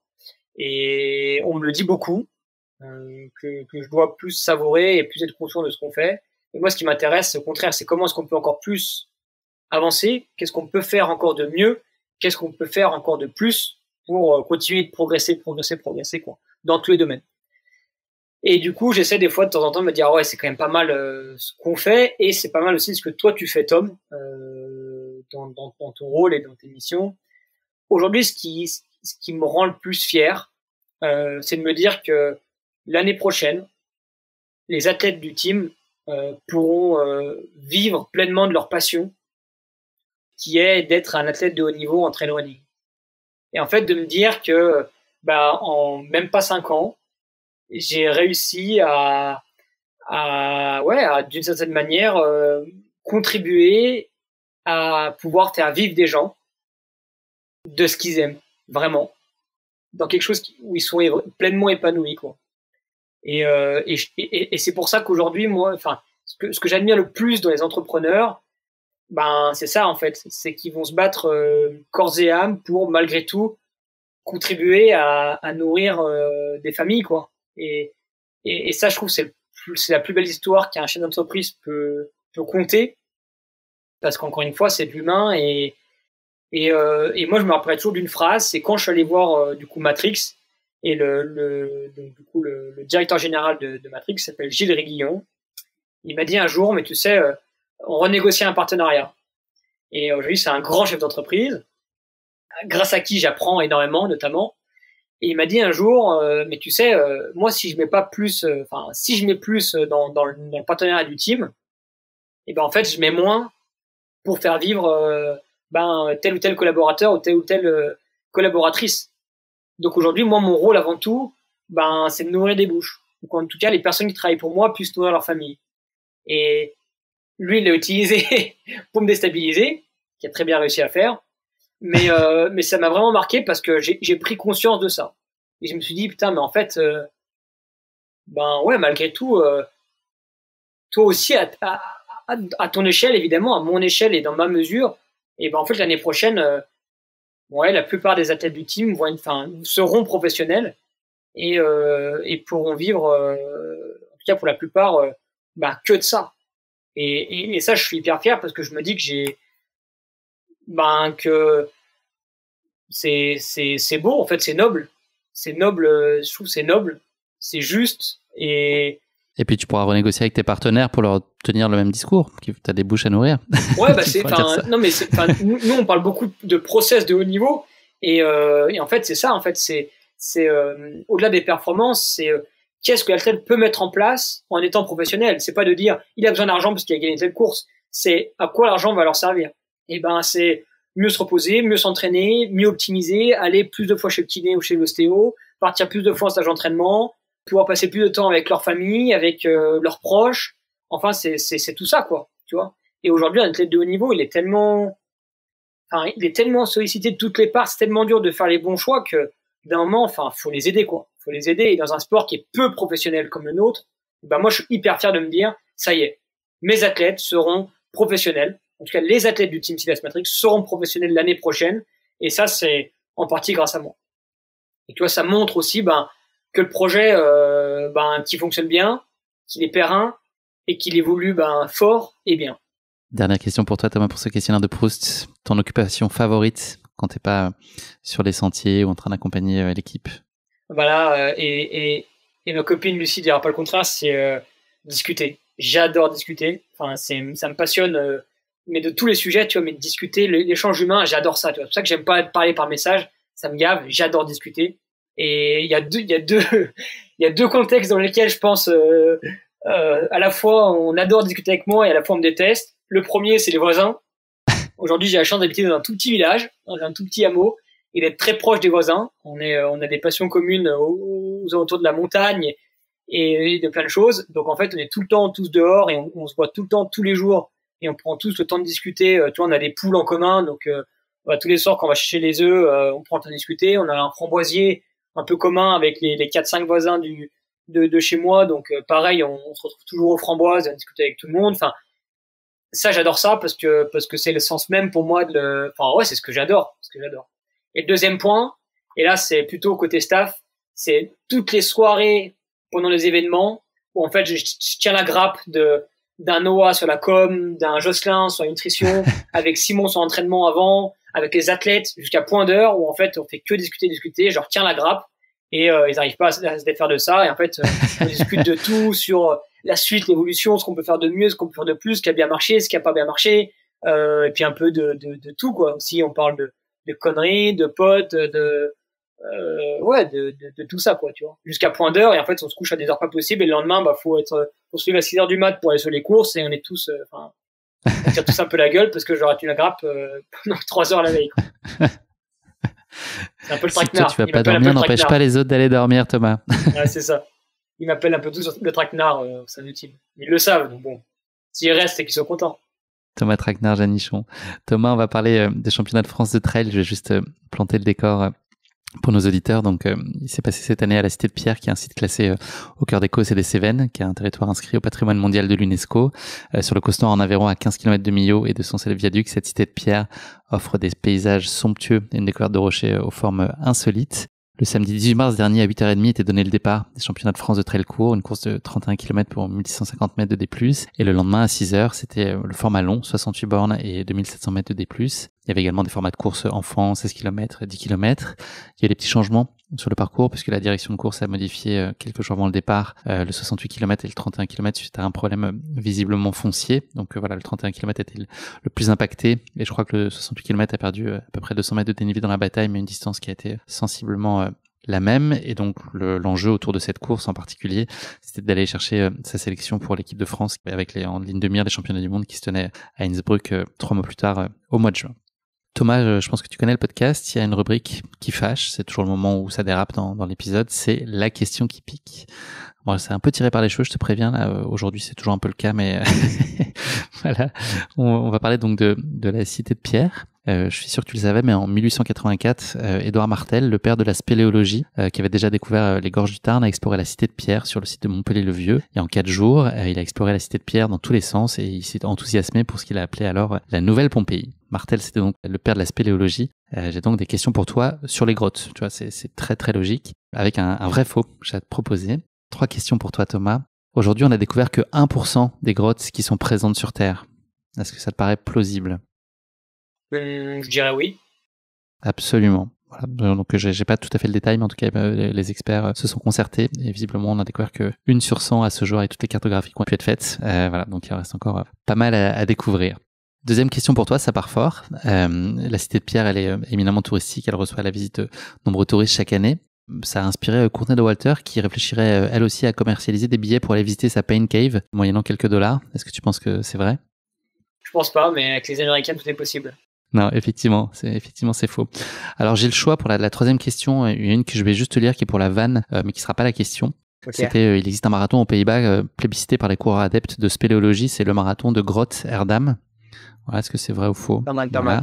La vraie question, c'est quand on est dans une grotte, les yeux ne peuvent pas s'habituer à l'obscurité. Est-ce que c'est vrai ou faux? Je dirais que non.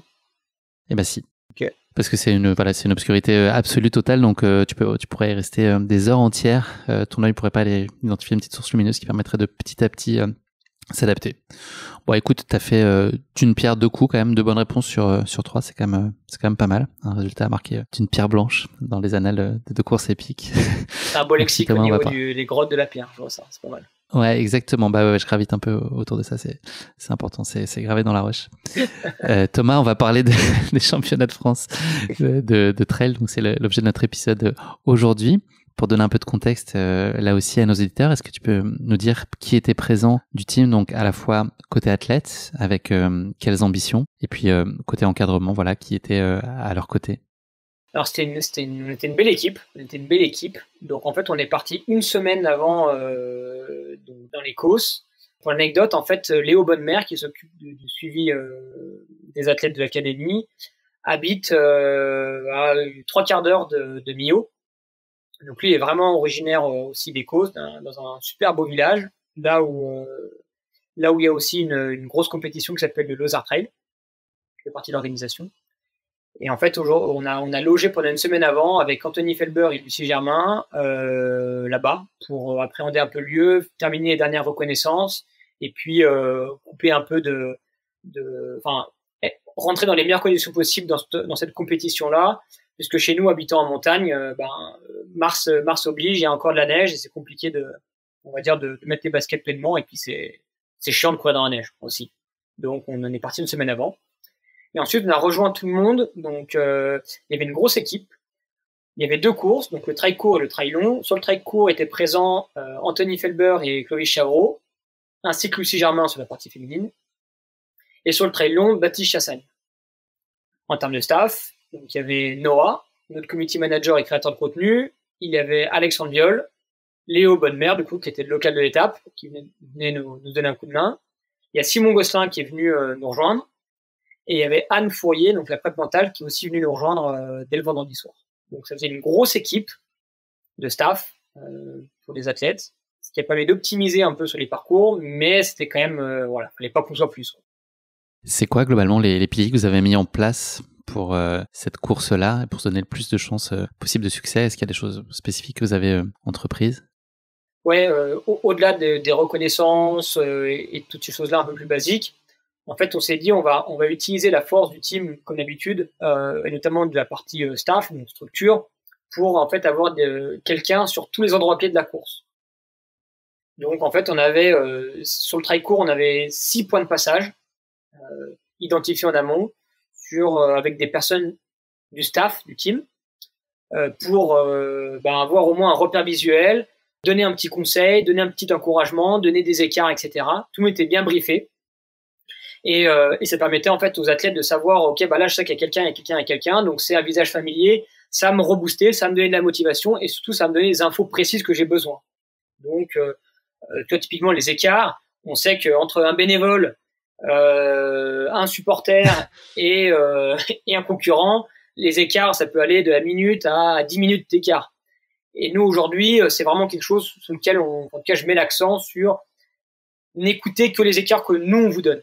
Parce que en fait, moi, ça me permet avec nous, les personnes du staff, quand on est sur des suivis de course comme ça, en fait, d'ajuster aussi les écarts sur si on sent qu'il y a une dynamique positive, réduire un peu le temps d'écart aussi pour motiver encore plus l'athlète, potentiellement, jouer un peu là-dessus. ou au contraire avoir un écart vraiment très juste pour pas qu'ils disent ok bah là Tom il m'a dit 5 minutes, j'ai l'impression de forcer et je mets un gros coup et le prochain il me dit 8 minutes alors que moi j'ai l'impression d'avoir fait un gros effort et du coup ça démoralise les athlètes et du coup ça perd son sens quoi, ça perd l'objectif, tu vois. Donc typiquement dans cette situation c'était le gros plus à apporter. Est-ce que c'est une course sur laquelle on va pour apprendre ou est-ce que c'est forcément une course sur laquelle on joue la sélection? On y allait quand même cette année avec l'ambition, en tout cas pour la plupart des athlètes, de jouer devant, vraiment. Tout le monde était prêt physiquement, tout le monde était en forme. Il y avait quand même des sélections à aller chercher, des places en équipe de France. Donc moi j'ai du mal sur un championnat d'y aller à 80 ou 90%. Parce qu'aujourd'hui, un championnat, ça se respecte et je suis convaincu qu'une course de championnat est complètement différente qu'une autre course. Aujourd'hui, tu joues pas pour une place, tu joues pour une médaille, pour un titre. Et pour moi, c'est ce qui fait toute la différence d'un championnat par rapport à une course. Donc, j'ai vraiment du mal avec l'idée de dire, OK, j'y vais sur ce championnat de France pour essayer d'apprendre ou pour voir à quel niveau je suis. Non. Si tu veux aller à un championnat de France, tu respectes le championnat, tu respectes la course, tu respectes ton club et éventuellement l'équipe de France. Et du coup, tu y vas pleinement. Même si tu as 90%, tu te donnes tous les moyens de réussir. Donc, on y allait quand même ambitieux. Et aussi, sachant que sur le court et sur le long, certains athlètes de l'équipe de France étaient déjà sélectionnés pour le championnat du monde à Innsbruck, grâce à leur course des championnats du monde à Chiang Mai en Thaïlande. Ça ouvrait un petit peu quand même les possibilités de très bons résultats sur le trail court et sur le trail long. Notamment chez les hommes. Chez les femmes, c'était pas le cas, mais chez les hommes. Les auditeurs les plus fidèles du podcast t'ont entendu avec ta désormais célèbre causerie pendant la Saint-Élion avec Baptiste, l'épisode en immersion qu'on avait vécu ensemble début décembre l'année dernière. Est-ce que ça, c'est un incontournable avec tous les athlètes? Est-ce qu'il y a ce temps de passage un peu sacralisé en amont qui est un espèce de briefing plus et qui est un boost de motivation et qui est l'occasion de remettre à plat la vision, la stratégie, le pourquoi t'es là? C'est systématique et à quel point c'est écrit ou c'est porté toi par ton intuition du moment et puis les phrases s'enchaînent de façon naturelle? C'est quelque chose que moi j'apprécie parce que je trouve que en tout cas, j'apprécie le faire quand l'athlète est réceptif ou quand la personne est réceptive en face. Avec l'expérience maintenant, c'est plus systématique parce que je sens quand il y a besoin de le faire ou quand l'athlète est prêt et qu'il y a juste besoin de lui dire, maintenant, t'es prêt, fonce. Et ensuite, ça dépend aussi des profils. Je sais qu'il y a des athlètes au sein du team qui ont vraiment besoin de ça et d'autres où, il y a besoin d'être plus succinct, tu vois. Et enfin, ça dépend aussi de l'objectif de la course et de la période. Évidemment, quelqu'un, tu vois, un Anthony Felber qui est très pragmatique, je sais que quand lui il est prêt, qu'il a fait le job, qu'il a coché cette course depuis longtemps, j'ai pas besoin de lui dire grand chose.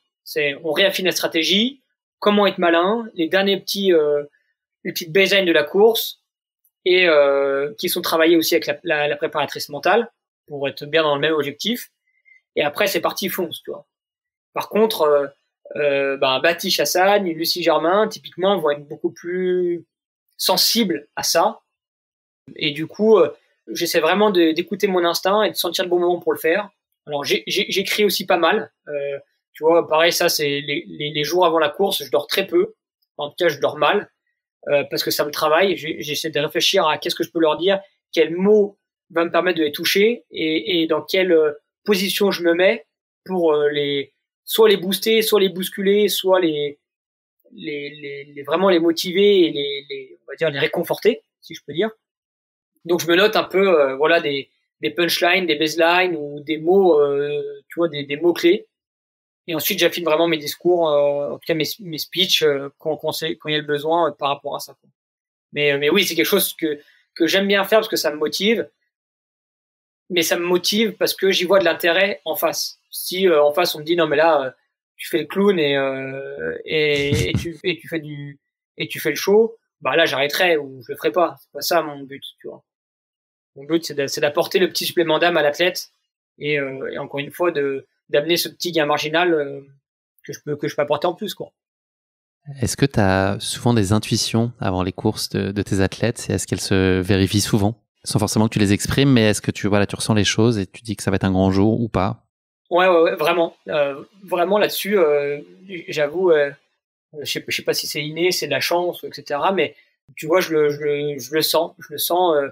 Je sentais que les championnats de France, il y avait vraiment une super bonne vibes et il y avait quelque chose qui se dégageait de fort et de puissant. Et je savais que ça allait très bien se passer. Et du coup, je pense que les athlètes le ressentent aussi. Et autant il y a des courses, je me souviens d'une Dolomite où en fait on a enchaîné les pépins. Voilà, avec un athlète, on s'est un peu pris la tête avant d'y aller. On a eu des soucis sur le trajet, on a eu des soucis avec l'hébergement.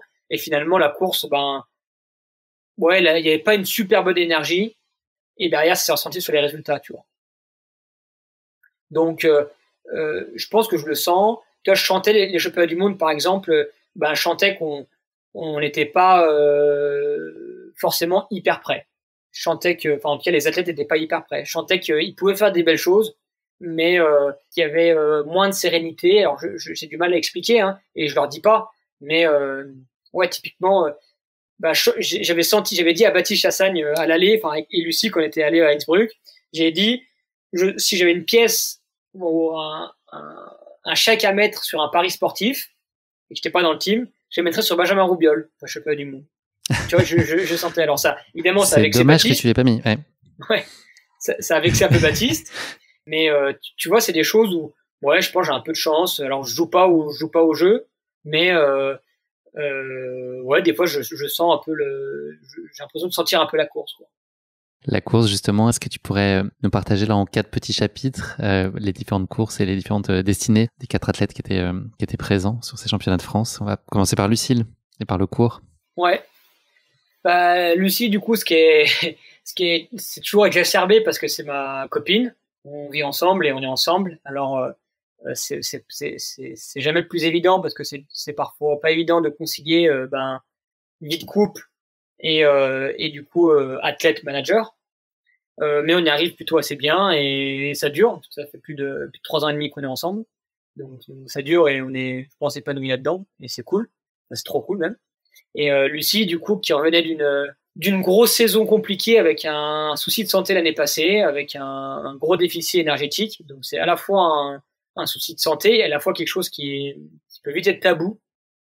Donc c'est quelque chose qu'elle a pris bras le corps, qu'elle a assumé, qu'elle a matérialisé, qu'elle a évoqué auprès aussi de sa communauté. Donc j'ai trouvé impressionnante par rapport à ça, de lucidité et de justesse et de courage. Et c'est bien parce que ça sert. C'est bien qu'elle ait pris le temps. C'est bien qu'elle ait pris le temps de la faire parce que ça sert.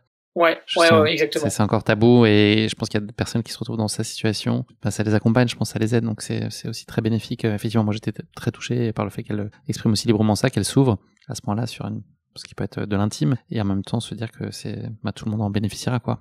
Ouais, c'était vraiment ça. Donc moi je l'avoue au quotidien. Donc j'ai vu qu'elle était très en forme l'hiver. Par contre, je m'étais dit que c'était un tournant pour basculer du bon côté et de me dire ok, c'est reparti. Et en fait, elle a besoin de ce déclic pour se dire ok, finalement, je suis faite pour faire du haut niveau, j'aime ça et je m'éclate au basket au pied. Donc du coup, j'avais beaucoup d'angoisse et de peur. J'ai essayé de pas du tout nous transmettre. On n'a pas parlé d'objectifs, très peu. On n'a pas parlé d'équipe de France, on n'a pas parlé de médailles. On a juste parlé de sensations et de stratégie un peu de course concentrée sur elle-même.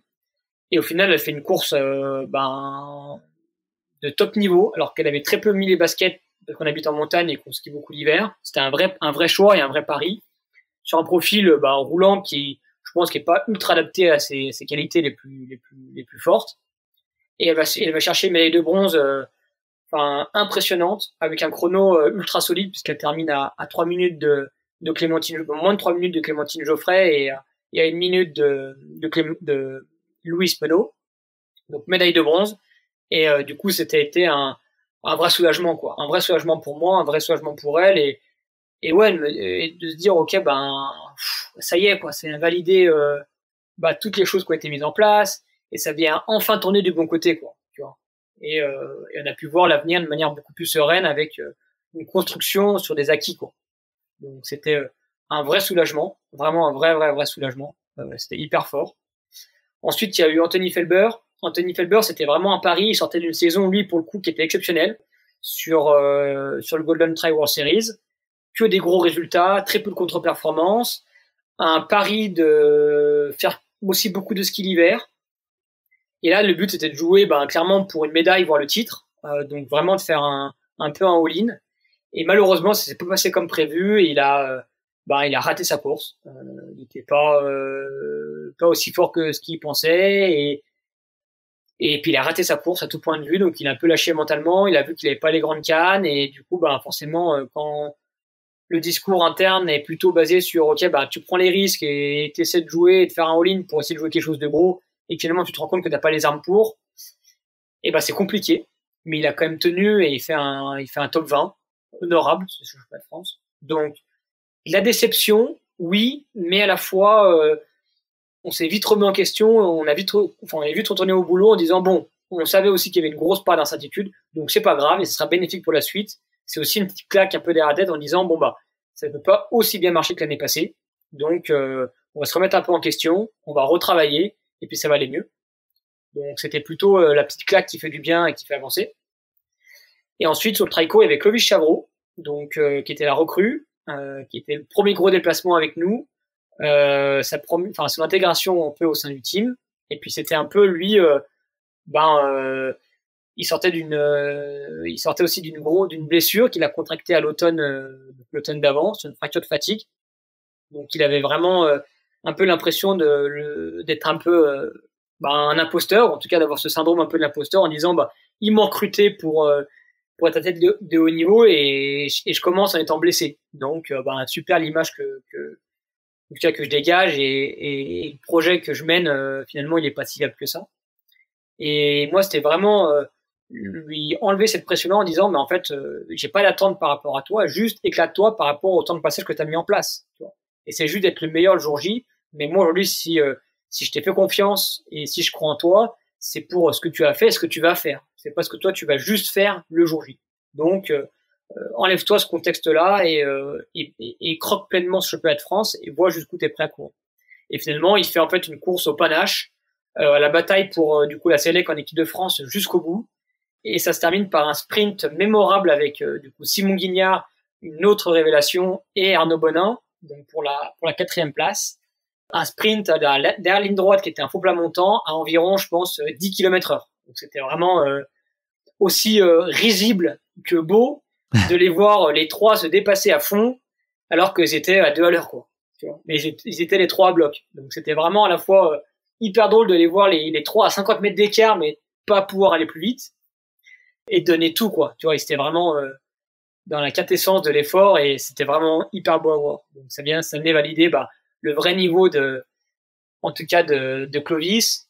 Du coup, il termine 6e aux portes du coup de la sélection en équipe de France. Et puis tout ça venait lui le lancer sur ok, voilà, maintenant je suis vraiment dans le team et je fonce. Et enfin, donc ça c'était le samedi. Et enfin du coup le dimanche, donc Baptiste Chassagne, l'objectif il était aussi assumé et ambitieux, c'était de faire une médaille pour se montrer en fait à lui-même qu'il pouvait gagner des courses qui comptent. Parce qu'aujourd'hui Baptiste était un peu le joli poète qui faisait des belles performances et que les gens suivaient pour ses textes. Mais il lui manquait un peu, enfin lui il voulait vraiment aussi montrer que c'était un cheval de course et qu'il savait il pouvait gagner des belles courses, quoi, des courses qui comptent. Donc c'était vraiment ça, c'est de dire ok là tu vas aller nous claquer une course qui compte. Et en fait le scénario était parfait puisqu'il y a une course de très haut niveau qui s'est déclenchée très rapidement et après derrière un fight d'anthologie avec Benjamin Roubiol pour le titre et ça s'est joué dans vraiment la dernière descente avant la dernière bosse. Où en fait il y a un vrai retournement de situation. Baptiste prend 1 minute par Benjamin sur une portion un peu roulante, où on fait le choix un peu stratégique de pas s'arrêter au ravitaillement et je lui dis là c'est ta cartouche, mets-la au fond et tu laisses pas revenir derrière. Finalement du coup il fait l'effort, Benjamin revient, le double et lui met 1 minute.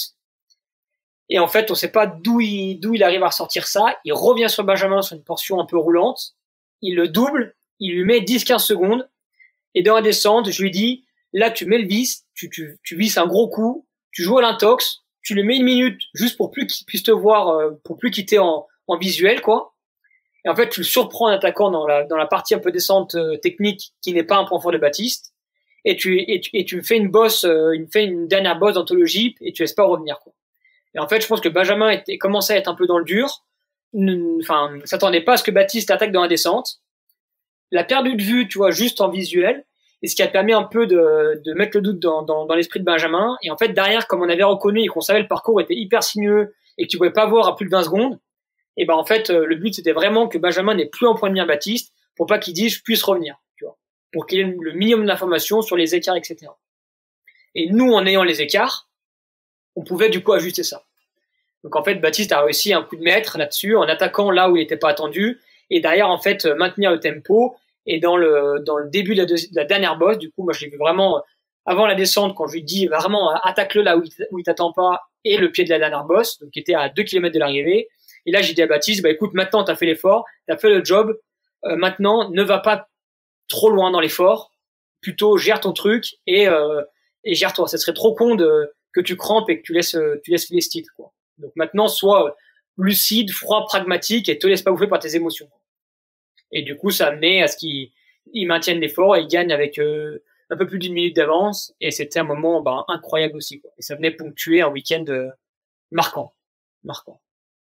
C'est compliqué de gérer des performances qui peuvent être hétérogènes. Alors là, globalement, ça s'est bien passé pour l'équipe, plein de promesses. Voilà, tu l'as dit, même si le résultat n'était pas tout à fait celui escompté, c'était un terreau fertile pour construire l'après. Peut-être pas dans ce cas-là particulier, mais de manière générale, quand il y a des performances qui sont pas forcément tout à la hauteur, est-ce qu'il y a quand même une facilité à mobiliser le collectif et à se réjouir pour tout le monde? Forcément, c'est dur parce que tu mets les tripes. En fait, moi, j'avoue que je m'aide beaucoup dans les suivis de course parce que j'adore ça et j'essaie de leur donner, en tout cas, de leur donner tout ce que moi je peux leur donner, d'énergie, de la motivation, des mots-clés, enfin, tout ça. Et je m'épanouis aussi là-dedans. C'est comme ça que je m'épanouis pleinement dans mon rôle aussi au sein du team et que je vis les courses du coup sans aucune frustration de pouvoir prendre le départ ou pas.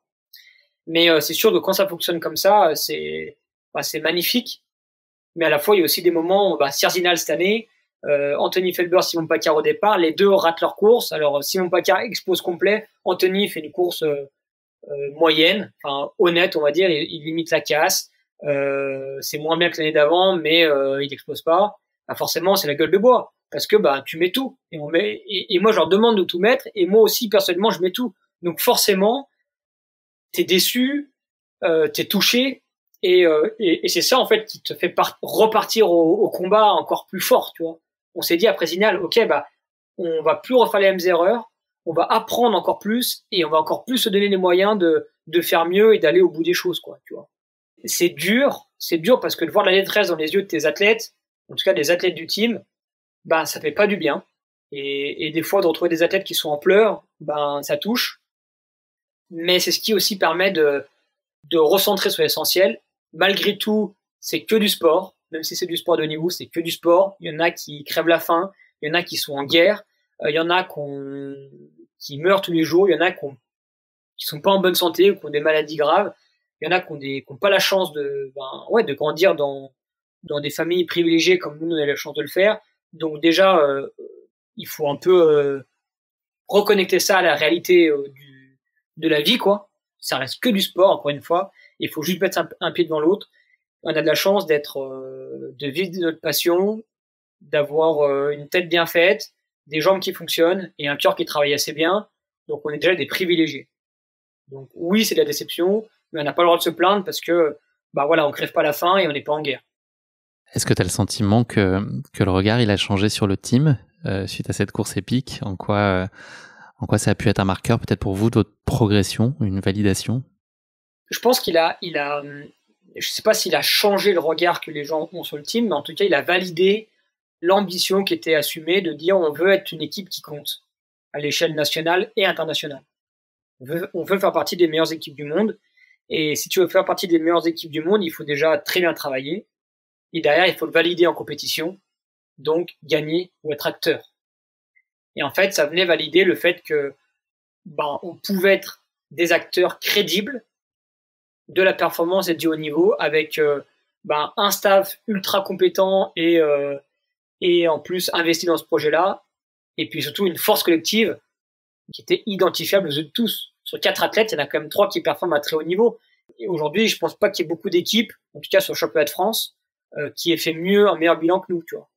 Et donc ça, c'était valorisant, en tout cas pour les athlètes, pour le staff, pour les partenaires, et puis pour moi personnellement, de me dire, bah voilà, en fait, on aligne ce qu'on dit à ce qu'on fait, ou en tout cas à ce qu'eux ils font, parce que c'est eux qui courent évidemment. On aligne le discours à la réalité, quoi. Et ça, c'est toujours bien de parler, c'est bien, mais d'agir, c'est encore mieux, quoi.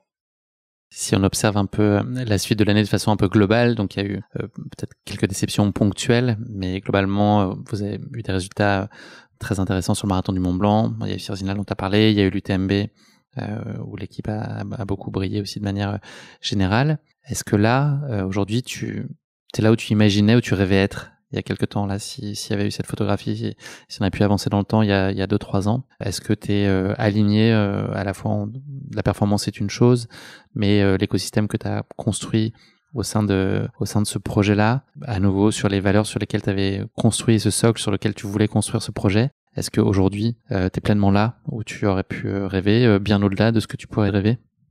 Alors, est-ce que j'imaginais être à ce niveau-là? Oui, mais pas aussi rapidement, pour être honnête. Je pensais que j'allais avoir besoin de plus de temps et que ça allait prendre plus de temps. Est-ce que c'est la situation en tout cas la position dans laquelle je rêvais? Je dirais non, parce qu'aujourd'hui, moi, mon rêve, en tout cas mon rêve qui est un objectif, c'est d'être acteur des plus grandes courses du monde. Et aujourd'hui, on l'est pas encore. Tu vois, aujourd'hui, tu parles d'un marathon de Mont Blanc, d'un championnat du monde, d'un UTMB. Oui, on est placé. Championnat du monde, on fait 15 et 17e, en tout cas sur les formats trail. Marathon de Mont Blanc, on fait un top 10. UTMB, on fait des top 10. Mais aujourd'hui, on n'est pas sur la boîte et on court pas pour la gagne. Donc, je suis hyper heureux d'être ici maintenant, parce qu'aujourd'hui, on est plus rapidement à un niveau d'objectif que ce que j'imaginais, ce que je pensais il y a 3-4 ans. Mais ce qui est intéressant, c'est que maintenant, en fait, ça nous ouvre les portes de pouvoir arriver plus grand, ou en tout cas de pouvoir se donner les moyens de nos ambitions, nos vraies ambitions, tu vois, sans chichi, quoi. Voilà. Aujourd'hui, moi, si je suis honnête avec toi maintenant, le but dans les 3 années à venir, c'est de monter sur la boîte, ou en tout cas d'être acteur, c'est différent, d'être acteur des plus grandes courses du monde. Ça veut pas dire gagner ou monter sur la boîte. Ça veut dire donner les moyens de pouvoir performer sur ces courses-là. Et tu vois, c'est vraiment une nuance que je veux apporter et que je veux apporter parce qu'aujourd'hui, c'est ce qui te permet d'avoir du recul sur qu'est-ce que tu as besoin pour performer à ce niveau-là. C'est pas de se dire, je veux gagner cette course-là. C'est dire, qu'est-ce que j'ai besoin pour performer à ce niveau-là. Donc, quel process je mets en place. Et ça m'intéresse vraiment. Beaucoup plus que dire, ok, je vais aller claquer un UTMB, mais derrière, je fais quoi? Qu'est-ce que j'ai appris de cette victoire à l'UTMB, tu vois? Ça, l'athlète, il est en capacité de le recevoir, qui lui doit quand même se projeter, tu vas pas avoir le résultat escompté en ayant mis l'intention, l'engagement. Est-ce qu'on peut toujours se satisfaire de ça, ou est-ce qu'à un moment, cette récompense et cette quête, elle passe pas aussi par une place? Enfin, ce que tu dis là, c'est que tu essaies plutôt de les accompagner différemment dans cette quête-là, mais est-ce que eux sont en capacité de le recevoir? Est-ce qu'à un moment, c'est le palmarès, c'est la ligne qui compte, c'est pas la position sur une course emblématique? Aujourd'hui, c'est ça, tout mon rôle et tout le rôle du staff, c'est de recentrer les athlètes sur le process qui doit être mis en place pour arriver à ce niveau-là.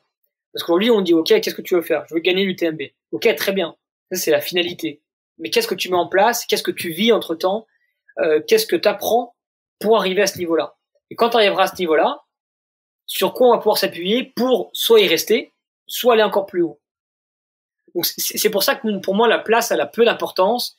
C'est plutôt dans qu'est-ce qu'on va en faire, qu'est-ce qu'on fait pour y arriver, qu'est-ce qu'on va en faire pour s'en servir, pour continuer d'être à très haut niveau et pour continuer à progresser. Aujourd'hui, moi, ce que je respecte plus, c'est les athlètes comme Kylian Jornet ou François Daen qui ont été et qui sont à très très haut niveau depuis des dizaines d'années. Parce qu'ils auront réussi à se remettre en question de manière perpétuelle et à toujours se réinventer. Ça, je trouve le plus beau. Parce qu'il y en a plein qui ont gagné des courses un jour. Il y en a combien qui ont réussi à rester à ce niveau de performance-là? Finalement, très peu. Et c'est ça qui est le plus dur. Donc aujourd'hui, oui, une place importante. Oui, un titre, c'est essentiel. Oui, une médaille, quand tu la tiens dans les mains, c'est incroyable. Mais aujourd'hui, si tu t'attaches à ça, à mon avis, c'est pas la bonne motivation. Donc dès que ça va être dur, et ben c'est là que ça va commencer à être compliqué, quoi, de se motiver. Si tu te motives juste pour être champion du monde, ben le jour où tu es vraiment fatigué, où tu sens que c'est un peu plus compliqué, ou que c'est plus vraiment faisable, ben en fait, ça devient compliqué de trouver la motivation. Si tu te dis, ok, moi mon but c'est d'être acteur sur ce championnat du monde, c'est vraiment de se focus sur le process, qu'est-ce que je travaille, qu'est-ce que je mets en place, qu'est-ce que j'apprends, et le jour J, je fais la meilleure course par rapport à mes capacités du jour, ma fraîcheur mentale, ma fraîcheur physique et ma stratégie du moment. Tu vois. Donc c'est recentrer aussi l'athlète sur ce qu'il doit faire, qu'il doit mettre en place pour arriver à ce niveau de performance, plutôt se calquer sur je dois battre les autres. Non. Aujourd'hui, un Benjamin Robiol, personne n'attendait à ce niveau de performance-là. Marion Delespierre, pareil. Et pourtant, ils sont champions du monde. C'est une période charnière, on l'a compris. Elle est importante. Enfin, toutes les briques, toutes les étapes, elles sont importantes. Mais là, il y a beaucoup d'excitation et d'émulation autour de vous, autour des athlètes. C'est quoi là l'erreur ou les erreurs à pas faire pour le team? Ou qu'est-ce qu'il faut réussir? À l'inverse, prends-le comme tu veux. Je pense que la plus grosse erreur, c'est d'une, de pas vouloir grandir trop vite. C'est pas parce que ça marche bien maintenant que l'année prochaine, ça sera une saison aussi belle, aussi exceptionnelle. Donc moi, je suis plutôt dans la durée en disant, bon bah, qu'est-ce que j'ai besoin de plus pour durer sur les 3 prochaines années, plutôt que me dire, ok, bah là, je vais empocher le maximum d'argent pour l'année prochaine, quitte à faire des choix hyper risqués. Et par contre, je sais pas si dans 2 ans, ça perdurera. Donc c'est vraiment déjà privilégier la pérennité du projet à moyen terme, tout en gardant les valeurs la vision que je mets en place et que je m'accorde. Ça, c'est la première des choses. Et ce qui évite après, bah, en fait, tous les mauvais choix. Donc, devoir recruter un athlète absolument. Devoir trouver un partenaire absolument. Devoir recruter une personne en staff absolument. Non. Si aujourd'hui ça se fait pas, c'est qu'il y a une raison. Soit parce que j'ai pas le budget, soit parce que j'ai pas trouvé la bonne personne, soit parce que c'est pas le moment. Donc, laissons du temps. Laissons du temps. Et ça, aujourd'hui, quand ça marche bien, c'est ça qui est le plus dur. C'est comment ne pas s'enflammer par rapport à ça. C'est pas parce qu'on réussit une bonne saison que ça sera le cas l'année prochaine, dans 2 ans. Donc, restons humbles, restons sérieux, restons pragmatiques et restons dignes un peu. En fait, c'est ça, c'est restons dignes sur, c'est bien, on a de la chance, ça marche bien. Continuons sur ce qu'on fait de bien et allons améliorer ce qu'on peut améliorer, plutôt que de se voir plus beau qu'on ne l'est vraiment, quoi. Parce que ça marche pas. Dans des sports aussi durs et aussi beaux que les nôtres, ça ne marche pas. Si on parle du calendrier de course 2024, est-ce qu'il y a des objectifs là que tu pourrais partager éventuellement sur les membres de l'équipe qui sont déjà connus? Ça va être quoi les grosses cibles pour chacun dans la mesure de ce que vous avez défini, en tout cas, ce que tu as envie de raconter à ce stade? Pour la saison 2024, la saison va vraiment s'articuler autour de 3 gros temps forts. Le premier, ça va être les championnats nationaux, voire les championnats d'Europe, en fonction des qualifications des athlètes pour les championnats d'Europe. Ensuite, il y aura toutes les classiques un peu du printemps-été, donc Zegama, Marathon de Mont-Blanc, Sierzinal, plus potentiellement quelques courses by UTMB. Et enfin, du coup, le deuxième gros temps fort, qui sera la semaine UTMB, qui est la grosse semaine à ne pas louper, pour se terminer sur les classiques de l'automne, type Ultra Pyrénéo, Templier, Grand Raid de la Réunion, des courses comme ça. Ça dépendra un peu de la forme et des envies de chacun et chacune. Mais voilà, c'est vraiment ça. Un peu gros temps fort au printemps, gros temps fort un peu milieu de l'été, dernier gros temps fort à l'automne pour ceux qui peuvent encore, et une continuité sur les formats marathon où on peut enchaîner quand même sur un circuit plus singulier, quoi, comme les Golden Trail World Series. Thomas, on va conclure cet épisode par le motto de la fin, évidemment. C'est un passage incontournable de l'épisode. Est-ce que tu as une devise un peu fondatrice pour toi que tu voudrais partager, ou en tout cas une pensée? Je crois que je vais encore faire un tout petit peu long pour changer. Non, il y en a 2 en fait. Je dirais qu'il y en a 2. Je pense qu'il y en a 2 qui me caractérisent assez bien. La première, je vais la piquer à Baptiste Chassagne. Je l'ai entendu de sa bouche il y a, je dirais, peut-être 3 ans, 4 ans, et ça m'a fait tilt. Et c'est vrai que je me le suis noté un peu sur mon calepin, et je la relis pratiquement tous les jours. c'est faire de ses rêves des objectifs ambitieux. Je trouve que ça résume assez bien ce que je veux mettre en place et comment je fonctionne. C'est cette volonté d'aller toujours de l'avant, toujours avancer. Se donner les moyens, concrétiser. Ouais, exactement. Et en fait, de pouvoir toujours faire la distinction entre ok, là ça appartient au domaine du rêve, à quel moment ça appartient au domaine de l'objectif, et à quel moment ça appartient au domaine du ça y est, c'est coché quoi, on l'a fait. Donc maintenant c'est quoi le prochain rêve quoi, et qui deviendra un objectif et qui deviendra quelque chose de coché, et voilà. Et je suis plutôt dans ce mood là, plutôt que de me dire aujourd'hui un rêve c'est forcément quelque chose d'inatteignable. Non, parce qu'aujourd'hui moi je suis plutôt cartésien et pragmatique, et je me dis mon rêve c'est mon objectif ultime, en tout cas à l'heure actuelle. Bon mon rêve du jour aujourd'hui sera pas le même que mon rêve de l'année prochaine, et sera pas le même que mon rêve dans 3 ans, tu vois. Donc ouais, ça évolue, les envies évoluent, tout ça évolue, mais au moins ça te permet tu fonces quoi, t'y vas, et t'as pas peur quoi, tu vois, tu défriches. Et après, si j'écoutais ma mère, en tout cas mes parents, c'est plutôt que je dis souvent faut pas que ça pinaille. Alors ça pinaille, je sais pas, c'est une expression, je sais pas d'où ça vient d'ailleurs, mais en fait ils me le ressortent souvent, c'est je supporte pas quand ça prend du temps, quand ça fonctionne pas ou que ça va pas assez vite. Et donc du coup ça m'énerve, et dès que ça couine un peu ou que ça avance pas aussi vite que je pense, ça me saoule, et je dis souvent bon allez, c'est vrai que ça pinaille, là on y va, ou allez arrête de pinailler, fonce quoi. Donc c'est vrai que c'est un peu les deux choses qui me correspondent, et je me retrouve aussi là-dedans parce que je me connais, et je sais que voilà, moi je sais comment je fonctionne, je sais comment je suis motivé, et c'est à la fois je pense ma plus grande force et mon plus gros défaut aussi. Merci beaucoup Thomas, on va essayer de papinailler.